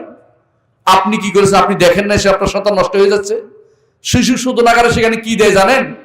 মাদক দিয়ে আরো খারাপ করে দিতে হবে, ওখানে যত হারাম দিয়ে সেখানে আরো নষ্ট করে দিতে হবে। আপনি ওইখানে সন্তানদেরকে কেন পাঠাচ্ছেন? আপনার সন্তান নষ্ট করার জন্য এগুলো আরো একটা এলিমেন্ট তৈরি হচ্ছে। আপনার সন্তানকে কিশোর শোধনাগারে না পাঠিয়ে আপনি শোধন করুন, ছোট কাল থেকে ঠিক করুন, আল্লাহর কাছে দোয়া করবেন, যে দোয়া আমরা একটু আগে বলেছি। অবশ্যই আপনাকে মনে রাখতে হবে ইবনে ওমর রাদিয়াল্লাহু আনহু তিনি সারা জীবন কখনো তিনি চাকরি পান নাই। চাকরি বুঝেন তো? তার বাবা খলিফাতুল মুসলিমিন ছিলেন, কিন্তু ছেলে চাকরি পায় নাই। একদিন তিনি দেখলেন ছোট মেয়ে লিখে পড়ে যাচ্ছে, বলে যে ওমর বলে যে এটা কি তোমার মেয়েটা? না, হ্যাঁ এটা আমার মেয়ে। বলে এই অবস্থা কেন? পড়ে যাচ্ছে। বলে আপনি কিছু না দিলে আমি তারা খাওয়াবো কি? বলছে আমার দিকে তাকিয়ে দেখো না, তুমি কিছু কাজ করো, কাজ করে তারপর সন্তান সন্ততি লালন পালন করো। শিখিয়ে দিলেন ওমর রাদিয়াল্লাহু আনহু কাজ করে খেতে হবে। ইবনে ওমর রাদিয়াল্লাহু আনহু ইবাদতে কেমন ছিলেন? ইচ্ছা করে তিনি আবেদ ছিলেন। যুবক বয়সে মসজিদে থাকতেন, এবং তিনি বলছেন যে আমরা তখনকার সময় ঘুমাইতাম কোথায়? জায়গা নাই, মসজিদে এসে ঘুমাই থাকতাম। মসজিদ আমাদের জন্য জায়গা ছিল। এখনকার যুবকরা ক্লাব হয়ে যাচ্ছে, ওই ক্লাবে না গিয়ে মসজিদটাকে ক্লাব বানিয়ে মসজিদে আসুন যুবকদের নিয়ে। আপনার পরবর্তী জেনারেশন মসজিদে থাকুন, এটা আপনার জন্য সবচেয়ে বেশি উপকার দেবে। এটা আপনার জন্য যতক্ষণ মসজিদে থাকবেন ততক্ষণ এক সালাত থেকে এক সালাত অপেক্ষা থেকে কি হয়? রাসূলুল্লাহ সাল্লাল্লাহু আলাইহি ওয়াসাল্লাম বলেছেন ফেরেশতারা আপনার জন্য দোয়া করতে থাকে, আল্লাহ একে ক্ষমা করে দিন, আল্লাহ একে ক্ষমা করে দিন। ফেরেশতার দোয়া আপনি পাবেন যদি মসজিদে বসে থাকেন সালাতের জন্য। এটা পারবেন তো? আর যদি কোরআন তেলাওয়াত করতে থাকেন আপনার সব হতেই থাকবে, কোরআন সব হতেই থাকবে। যদি একটা শিক্ষা দিতে পারে, একটা হাদিস কাউকে শিক্ষা দিতে পারেন, সেটা সাদাকা জারিয়া হিসেবে চলতেই থাকবে। অসুবিধা কোথায়? আপনার সময়টা কেন নষ্ট করছেন? যে সময়টা পাবেন আল্লাহর জন্য সেটা ব্যয় করুন। এই জন্য প্রতিদিন কোরআন তেলাওয়াত করবেন মসজিদে এসে। প্রতিদিন আমরা যেন কোরআন তেলাওয়াত করি। 4 নম্বর কাজ হচ্ছে কোরআন তেলাওয়াত করব, কোরআন পড়ব। 5 নম্বর প্রতিদিন কোন একটা দার্সে অংশগ্রহণ করব, শিখবো বা শেখাবো, শিখবো বা শেখাবো। আমি একজনের কথা বারবার বলি, কখনো কখনো আমেরিকাতে এক কালো ভদ্রলোক ইসলাম গ্রহণ করছে। তিনি মসজিদে ঢুকছে, আসে ইমাম থাকতে মাইকটা নিয়ে নিছে। ইমাম সাহেব ভয় পেয়ে গেছে যে কালো তো মারে টারে, তো মাইক দিয়ে দিছে। মাইক নিয়ে এসে বলতেছে আলহামদুলিল্লাহ রাব্বিল আলামিন আর রহমানির রহিম মালিক ইয়াউমিদ্দিন ইয়্যাকা না'বুদু ওয়া ইয়্যাকা নাস্তাঈন ইহদিনাস সিরাতাল মুস্তাকিম সিরাতাল লাযীনা আন'আমতা আলাইহিম গায়রিল মাগদুবি আলাইহিম ওয়ালাদ-দাল্লিন আমিন। এটা বলে সে চোখের পানি ফেলতে বলতেছে আমি একটুকু মুখস্থ করছি, আমি একটুকু তোমাদেরকে শোনাই দিলাম। আল্লাহ, আমি শুনেছি আমার নবী বলেছেন, একটা আয়াত হলো তোমরা মানুষের কাছে প্রচার করো। একটা আয়াত হলো, আমি নবীকে ভালোবাসি, আমি কিছু পারি না, আমি এই সূরা ফাতিহা পারি, তোমাদেরকে সূরা ফাতিহা শোনাচ্ছি। এই কথা বলে আবার কাঁদতে কাঁদতে চলে যাচ্ছে। আপনি কি পারেন না সূরা ফাতিহাটাও কাউকে শিখাতে? আপনার আশেপাশের ছেলেগুলি ঘুরে না বলতে পারেন না যে সূরা ফাতিহাটা বলো দেখি বাবা? আপনি শিখাতে পারেন না? আপনার সন্তান কেন সূরা ফাতিহা শিখান না? আপনি কেন দিন শিখান না, কোরআন শিক্ষা দিচ্ছেন না? একটা দার্সে বসুন, একটা দার্স শিক্ষা দেন, নিজে দেন, আরেকজনকে একটা দার্স দেওয়ার চেষ্টা করুন। কঠিন কিছু না, আলহামদুলিল্লাহ। এখন আমাদের তাফসীর আছে, এখান থেকে কিছু আয়াত সিলেক্ট করেন, শিখে আসুন। 10টা আয়াতের ব্যাখ্যা বলুন যে আজকে এই আয়াতগুলি ব্যাখ্যা করছি। অথবা অন্তত আপনি ফেসবুকে দেন, 10টা আয়াত দেন, অন্তত হারাম থেকে বাঁচার একটা এলিমেন্টস হবে, কিছু মানুষ অন্তত ভালোটা শিখবে। ভালো কিছু দেওয়ার চেষ্টা করুন। আর 6 নম্বর হচ্ছে, যে কাজটা কখনো ছাড়তে পারবেন না, এটা হচ্ছে সালাত। নিয়মিত সালাত পড়ুন। কেন সালাত ছাড়বেন না? সালাতের গুরুত্ব কত বেশি আল্লাহ আকাশে ডেকে নিয়ে ফরজ করে দিয়েছেন। মুহাম্মদ রাসূলুল্লাহ সাল্লাল্লাহু আলাইহি ওয়াসাল্লাম যখন মেরাজের রাতে আকাশে গেছেন, সেখানে ফরজ করেছেন। ঠিক না বলেন? ঠিক কিনা বলেন? এর অর্থ হচ্ছে গুরুত্ব এত বেশি যে এইটা আকাশে আল্লাহ তাআলা ফরজ করে দিয়েছেন, এটার গুরুত্ব সবচেয়ে বেশি। দ্বিতীয়ত, সালাত কারোর জন্য মাফ নাই।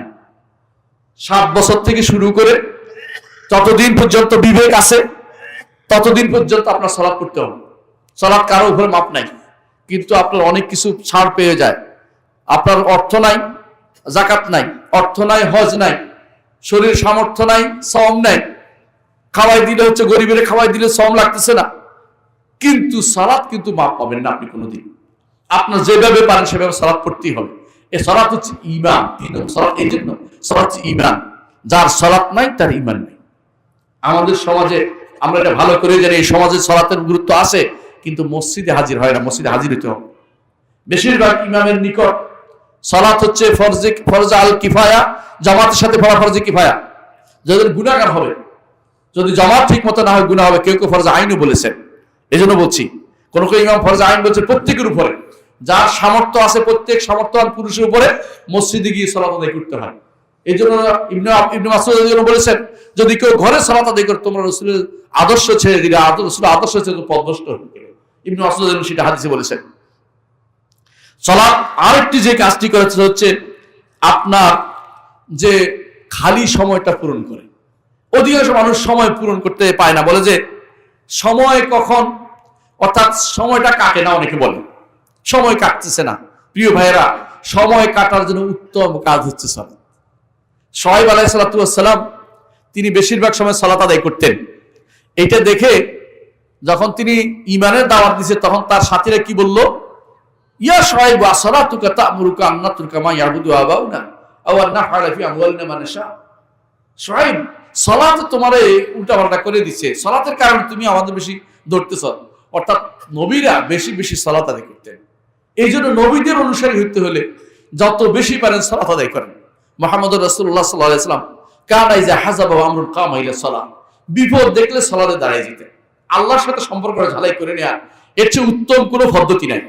উত্তম কোনো পদ্ধতি নাই। কেন? সালাত যদি আপনি বুঝে পড়লে আপনি বুঝবেন যে আমি আমার রবের সাথে কথা বলছি। যখন বলে আলহামদুলিল্লাহ রাব্বিল আলামিন, আল্লাহ জবাব দেয় কিনা বলেন তো? কি বলে? কি বলে? আমার বান্দা আমার প্রশংসা করেছে। সুবহানাল্লাহ। প্রত্যেকটা মানুষের উত্তর আল্লাহ দিচ্ছেন। একসাথে কোটি কোটি কোটি কোটি মানুষ বলছে, আল্লাহ তার উত্তর দিচ্ছে। আল্লাহ আপনার সাথে কথা বলছে। কত মজার জিনিস, আমার রব আমার সাথে কথা বলতেছে। আপনি অন্য কোনোভাবে কি কথা বলার সুযোগ আছে? আর কোনোভাবে কথা বলার সুযোগ নাই। এই সালাতের মাধ্যমে আপনি আপনার রবের সাথে কথা বলার একটা সুযোগ পেয়ে যাচ্ছেন। যখন আর রহমানুর রহিম, তখন বলে আমার বান্দা আমার মর্যাদা ঘোষণা করছে। যখন আল মালিক ইয়াউমিদ্দিন, বলেন যে আমার বান্দা আমার স্তুতি গাইলো। যখন ইয়াকা না'বুদু ওয়া ইয়াকা নাস্তাঈন, আল্লাহ বলে এটা আমার জন্য, এটা আমার জন্য, আমার জন্য আমার বান্দা যা চায় আমি তাকে তা দেব। এরপর আপনি কি চান? ইহদিনাস সিরাতাল মুস্তাকিম, আল্লাহ আমাকে সরল পথে দিন, সরল পথটি আমাকে দিয়ে দিন। আল্লাহ তাআলা আপনাকে দিবেন, সরল পথে রাখবেন। এই দোয়া আপনাকে প্রতি মুহূর্তে করতে হবে। কেন করতে হবে প্রতি মুহূর্ত? যে কোনো সময় অন্তর এদিক সেদিক হয়ে যেতে পারে। যত বেশি সালাতে থাকবেন অন্তর ঠিক থাকবে। এই জন্য সালাতটা বুঝে পড়ুন। আমার একটা ছোট্ট বই আছে, সালাত জেনে বুঝে পড়ুন। সালাত জেনে বুঝে পড়ুন। ইন্টারনেটে পাবেন, রকমারিতে পাবেন, নিয়ে নেবেন ইনশাল্লাহ। ছোট্ট বই, বেশি পয়সা নিবে না, 50-60 টাকা নিবে। এটা আশা করি আপনাদের অসুবিধা হবে না। সালাত জেনে বুঝে পড়ুন, তাহলে সালাতের শব্দগুলো অর্থ বুঝতে পারবেন। সালাতে আমরা কি বলতেছি প্রত্যেকটা শব্দের অর্থ জানা দরকার। শেষ বৈঠকে যে বসেন, আপনি কি জানেন কিভাবে কি বলেন? কি বলেন? আত্তাহিয়াতু লিল্লাহি, সমস্ত প্রশংসা, সমস্ত সম্বোধন, সমস্ত সম্মান কার জন্য? আল্লাহর জন্য। ওয়াসসালাওয়াতু ওয়াত-তাইয়্যিবাতু, পবিত্রতা, সালাত, যত কিছু আছে কার জন্য? আল্লাহর জন্য। আসসালামু আলাইকা আইয়ুহান নবী, এবার কারে দিচ্ছেন? রাসূলকে সালাম দিচ্ছেন, বুঝেন তো? আসসালামু আলাইনা ওয়া আলা ইবাদিল্লাহিস সালিহিন, আমাদের উপরও শান্তি হোক। সুবহানাল্লাহ, নিজের উপর দোয়া করতেছেন। ওয়া আলা ইবাদিল্লাহিস সালিহিন, যত মানুষ পৃথিবীতে সালাত আদায়কারী আছে, সালেহ বান্দা, সবার জন্য আপনি দোয়া করছেন। আর দোয়া করলে কি লাভ জানেন? দোয়া করলে কি লাভ? ফেরেশতা বলবে তোমার জন্য তা হোক, ফেরেশতা বলবে তোমার জন্য অতটুকু হোক, ফেরেশতারা আপনার জন্য দোয়া করবে। এই সুযোগ আপনি কেন হারাবেন? এক একটা সালাত রাসূলুল্লাহ সাল্লাল্লাহু আলাইহি ওয়াসাল্লাম জন্য বলেছেন, জাওয়ালাত কুররাতু আইনি ফিস সালাহ, জাওয়ালাত কুররাতু আইনি ফিস সালাহ, আমার চক্ষু শীতলকারী জিনিস হচ্ছে সালাত। আপনার জন্য চক্ষু শীতলকারী জিনিস সালাত হয়। সালাতের মধ্যে আপনি আনন্দ পাবেন। রাসূল আনন্দ পেতেন সালাতের মধ্যে। রাসূল যখন বিপদে পড়তেন তখন কি বলতেন? বেলাল কি বলতেন? বেলাল তুমি সালাতটা একামত আযিম বিস সালাত, সালাতে একামত দাও, সালাত শুরু করো, আমার শান্তি যেন অন্তরে যেন শান্তি আসে। আর আমরা সালাত থেকে কত তাড়াতাড়ি পালাইতে পারি তত শান্তি খুঁজি না। আউযুবিল্লাহ। সালাতের মাধ্যমে শান্তি খুঁজতে হবে। সালাতের ভিতরে শান্তি আছে, আল্লাহর সাথে কথোপকথন। প্রত্যেকটি কথা তাসবিহ পাঠ করেন। যখন আপনি রুকু থেকে রুকুর মধ্যে কি বলেন? সুবহান রাব্বিয়াল আযীম, আমার রব তিনি কতই না পবিত্র, কত বড় তিনি। আল্লাহ কত বড় বলতে পারবেন? আপনি বলতে পারবেন না। আসমান, জমিন, গ্রহ, নক্ষত্র যা আছে সবগুলোই আল্লাহর মুষ্টির ভিতরে, এবং তিনি সেগুলিকে সেদিন তিনি ঝাঁকা দিয়ে বলবেন, আনাল মালিক আইনা মুলুকুদ দুনিয়া, আমি রাজা, দুনিয়ার রাজারা কোথায়? সবগুলি কোথায়? আল্লাহর মুঠের ভিতরে, আল্লাহর মুষ্টির ভিতরে। আর আসমানগুলো আল্লাহ বলছেন ওয়াসসামাওয়াতু মাতুইয়াতুম বিয়ামিনিহি, আসমানগুলো থাকবে ভাঁজ করা আল্লাহর ডান হাতে। আল্লাহ কত বড়। সুবহান রাব্বিয়াল আযীম যখন পড়েন তখন মনে করবেন আল্লাহ কত বড়, আমি কত ছোট। নিজেকে যত হীন ভাবতে পারবেন, যত দিন ভাবতে পারবেন, যত ছোট ভাবতে পারবেন আল্লাহর সামনে, তত আল্লাহকে আল্লাহ আপনাকে উপরে উঠাবেন। মান তাওয়াদা লিল্লাহি রাফাহুল্লাহ, রাসূলুল্লাহ সাল্লাল্লাহু আলাইহি ওয়াসাল্লাম বলেছেন, আল্লাহর জন্য বিনয় হলে আল্লাহ আপনাকে উপরে উঠাবেন। কত উপরে উঠাবেন আপনি চিন্তা করতে পারবেন না। সেদিন আপনি দেখবেন যে আমি দুনিয়াতে যেভাবে চলেছি দিনহীন ভাবে, আল্লাহ আমাকে আজ কত উপরে উঠেছে। তিনি আপনাকে দুনিয়ার বুকে সম্মানিত করবেন এই কথা বলে, ওয়া ইবাদুর রাহমানিল্লাযিনা ইয়ামশুনা আলাল আরদি হাওনা, দুনিয়ার বুকে যারা অহংকারী হয়ে চলে না, দিনহীন ভাবে চলে, অত্যন্ত বিনম্র হয়ে চলে, আল্লাহ তাআলা তাদেরকে ইবাদুর রহমান, আল্লাহর বিশেষ বান্দা বলে ঘোষণা করেছেন। এই জন্য সুবহান রাব্বিয়াল আযীম বলার সময় রাখবেন, আযীম তিনি, কত বড় তিনি। এই বড়ত্বের কাছে আমি যে সিজদা করছি, আমার কাছে কিছুই না। দয়া করে তিনি যদি নেন আমার সিজদাটা, আমার জীবনটা সফল হয়ে যায়। আমার জীবনটা সফল হতে হলে অবশ্যই তিনি যেন আমার এই সিজদাটা আল্লাহ যেন তিনি নেন, তার কাছে দোয়া করি, এইভাবে যেন আমি থাকি। যখন সিজদায় যান তখন কি বলেন? সুবহান রাব্বিয়াল আলা, আমার রব কত উপরে, আলা তিনি আরশের উপরে, আমি কোথায়? আমি মাটিতে।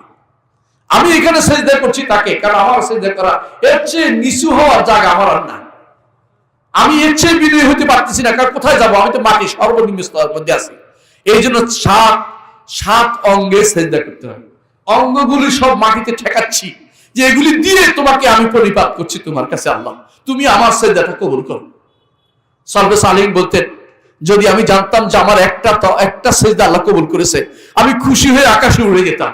কারণ আল্লাহ তাআলা বলছেন, ইন্নামা ইয়াতাকাব্বালুল্লাহু মিনাল মুত্তাকিন, আল্লাহ শুধু মুত্তাকিদের থেকে শুধু কবুল করেন।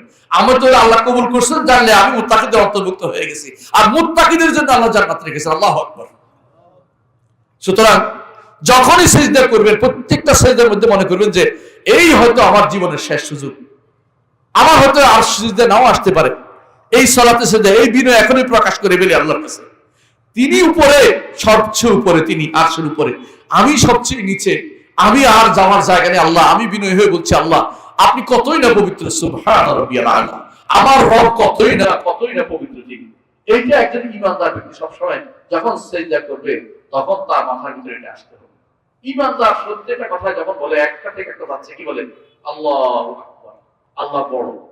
এই যে আল্লাহ বড়, শুধু বড় না, সবচেয়ে বড়, সবচেয়ে বড়। আযানও শিক্ষা দিচ্ছে, একামতও বলতেছেন, সালাতের মধ্যেও বলতেছেন। আবার যখন একটু আগে যখন আপনি টাকা দিচ্ছে একজন লিল্লাহি তাকবীর বলছেন, বলেন না? সাহাবায়ে কেরাম যখন সফর করতেন, এটা কিন্তু অনেকে আবার ঘরে নিয়ে আসছে দোয়া, এটা ঘরের দোয়া না, এটা লিফটের দোয়া না, এটা হচ্ছে সফরের দোয়া। সফর করতেন, উঁচু জায়গায় উঠলে তারা বলতেন আল্লাহু আকবার, নিচু জায়গায় নামে সুবহানাল্লাহ পড়তেন। তাসবিহ এবং তাকবীর তাদের এটা ছিল, এটা তাদের আদর্শ ছিল। এটা ইবনে উসাইমিন রাহমাতুল্লাহ বলেছেন এটা শুধু সফরের সাথে খাস। কেন বলতেন? উঁচু জায়গায় উঠছে এই জন্য। আল্লাহ বড়, উঁচু, তিনি উপরে, এই জন্য বোঝানোর জন্য তিনি কত উপরে, তিনি কত উপরে। আপনি যখন বিমানে উঠবেন সবচেয়ে উপরে উঠছেন, আল্লাহ কিন্তু আপনি মনে করছেন কত উপরে দেওয়া যাচ্ছেন, কত ম্যাগের ভিতরে যাচ্ছেন, কিন্তু আসমান তো কেউ দেখতে পায় নাই। এই পুরো আসমান গুলো আল্লাহর হাতে ভাঁজ করা থাকবে।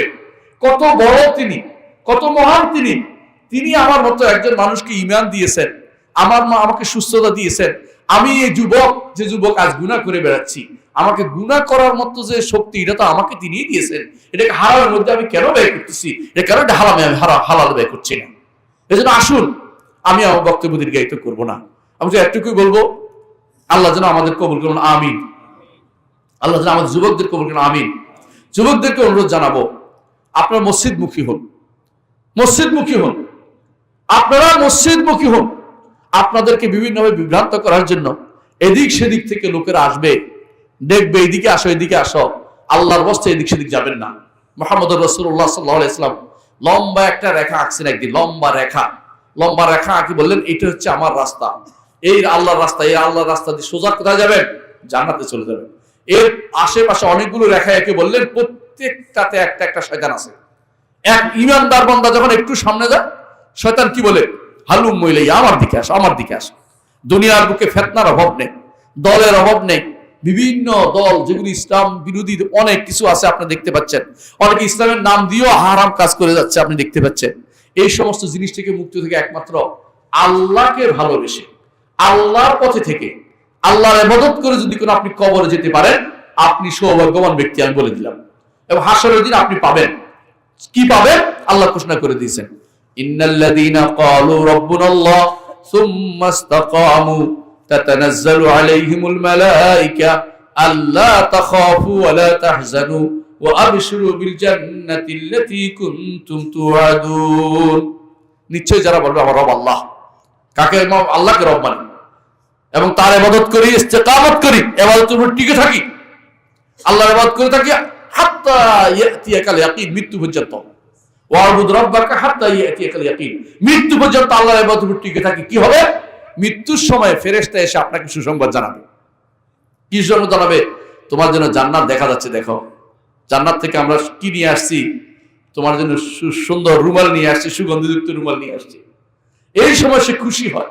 আর যদি কাফের হয়, ফাসিক ফাজির হয়, চোখে দুই ঘুরে ওই দুই ঘুরে ভয় পায়, কারণ তার সামনে সই ফেরেশতারা আসে, জাহান্নাম থেকে তোমার জন্য কি নিয়ে আসছি? আগুন নিয়ে আসছি, দুর্গন্ধ নিয়ে আসছি।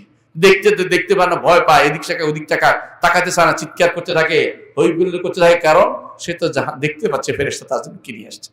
এই জন্য ইস্তেকামত যদি থাকে, আল্লাহর ইবাদতে যদি কোনো আপনি মৃত্যু আপনার এসে যায়, আপনি হচ্ছে সৌভাগ্যবান ব্যক্তি। ফেরেশতা আপনাকে দুনিয়ার বুকেই আপনাকে সুসংবাদ জানাবে। আর মৃত্যুর পরে কি হবে? আবশিরু বিল জান্নাতিল্লাতী কুনতুম তুআদুন, যে জান্নাতের ওয়াদা তোমাদেরকে করা হয়েছে, ওই জান্নাতের সুসংবাদ তোমরা গ্রহণ করো, এই কথা বলবে। এবং আরো বলবে, নাহনু আউলিয়াউকুম ফিল হায়াতিদ দুনিয়া ওয়া ফিল আখিরাহ ওয়া লাকুম ফিহা মা তাশতাহি আনফুসুকুম ওয়া লাকুম ফিহা মা তাদউন। দুনিয়ার বুকে বন্ধু ছিলাম, ফেরেশতারা যেন আমাদের বন্ধু হয়। ভাই, সিগারেট খেলে ফেরেশতা বন্ধু হবে না, হারাম খেলে সিগারেট বন্ধু হবে না, দুর্গন্ধ খেলে ফেরেশতা বন্ধু হবে না। নাহনু আউলিয়াউকুম ফিল হায়াতিদ দুনিয়া ওয়া ফিল আখিরাহ। দুনিয়াতে বন্ধু ছিলাম, আখিরাতেও বন্ধু।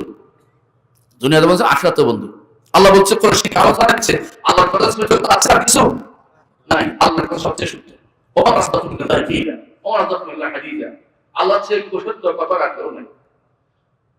নাহনু আউলিয়াকুম ফিল হায়াতিল দুনিয়া ওয়া লাকুম ফিহা মা তাশতাহি আনফুসুকুম। এবার জান্নাতে ঢুকছো তো, যা মনে চায় তা তুমি নিতে পারো। আল্লাহু আকবার। প্রিয় ভাইরা, একটু ধৈর্য ধারণ করে যুবকদের বলছি, বৃদ্ধদের বলছি, দুনিয়াতে কত কিছু আমাদেরকে আল্লাহর ইবাদত থেকে দূরে সরিয়ে দিতে চাইবে, সব বাদ দিয়ে আল্লাহর দিকে ফিরে আসে। আল্লাহর দিকে ফিরে আসলেই লাভ, যত তাড়াতাড়ি বুঝি তত তাড়াতাড়ি লাভ। এই জন্য আল্লাহর কাছে দোয়া করি, আল্লাহ যেন আমাদেরকে তার দিকে ফিরিয়ে দেন, আমিন। আল্লাহ যেন আমাদের সমস্ত আমল কবুল করেন, আমিন। আল্লাহ যেন আমাদের সমস্ত কর্মকাণ্ড কবুল করেন, আমাদের যুবকদেরকে হেদায়েতের পথে রাখেন, আমিন।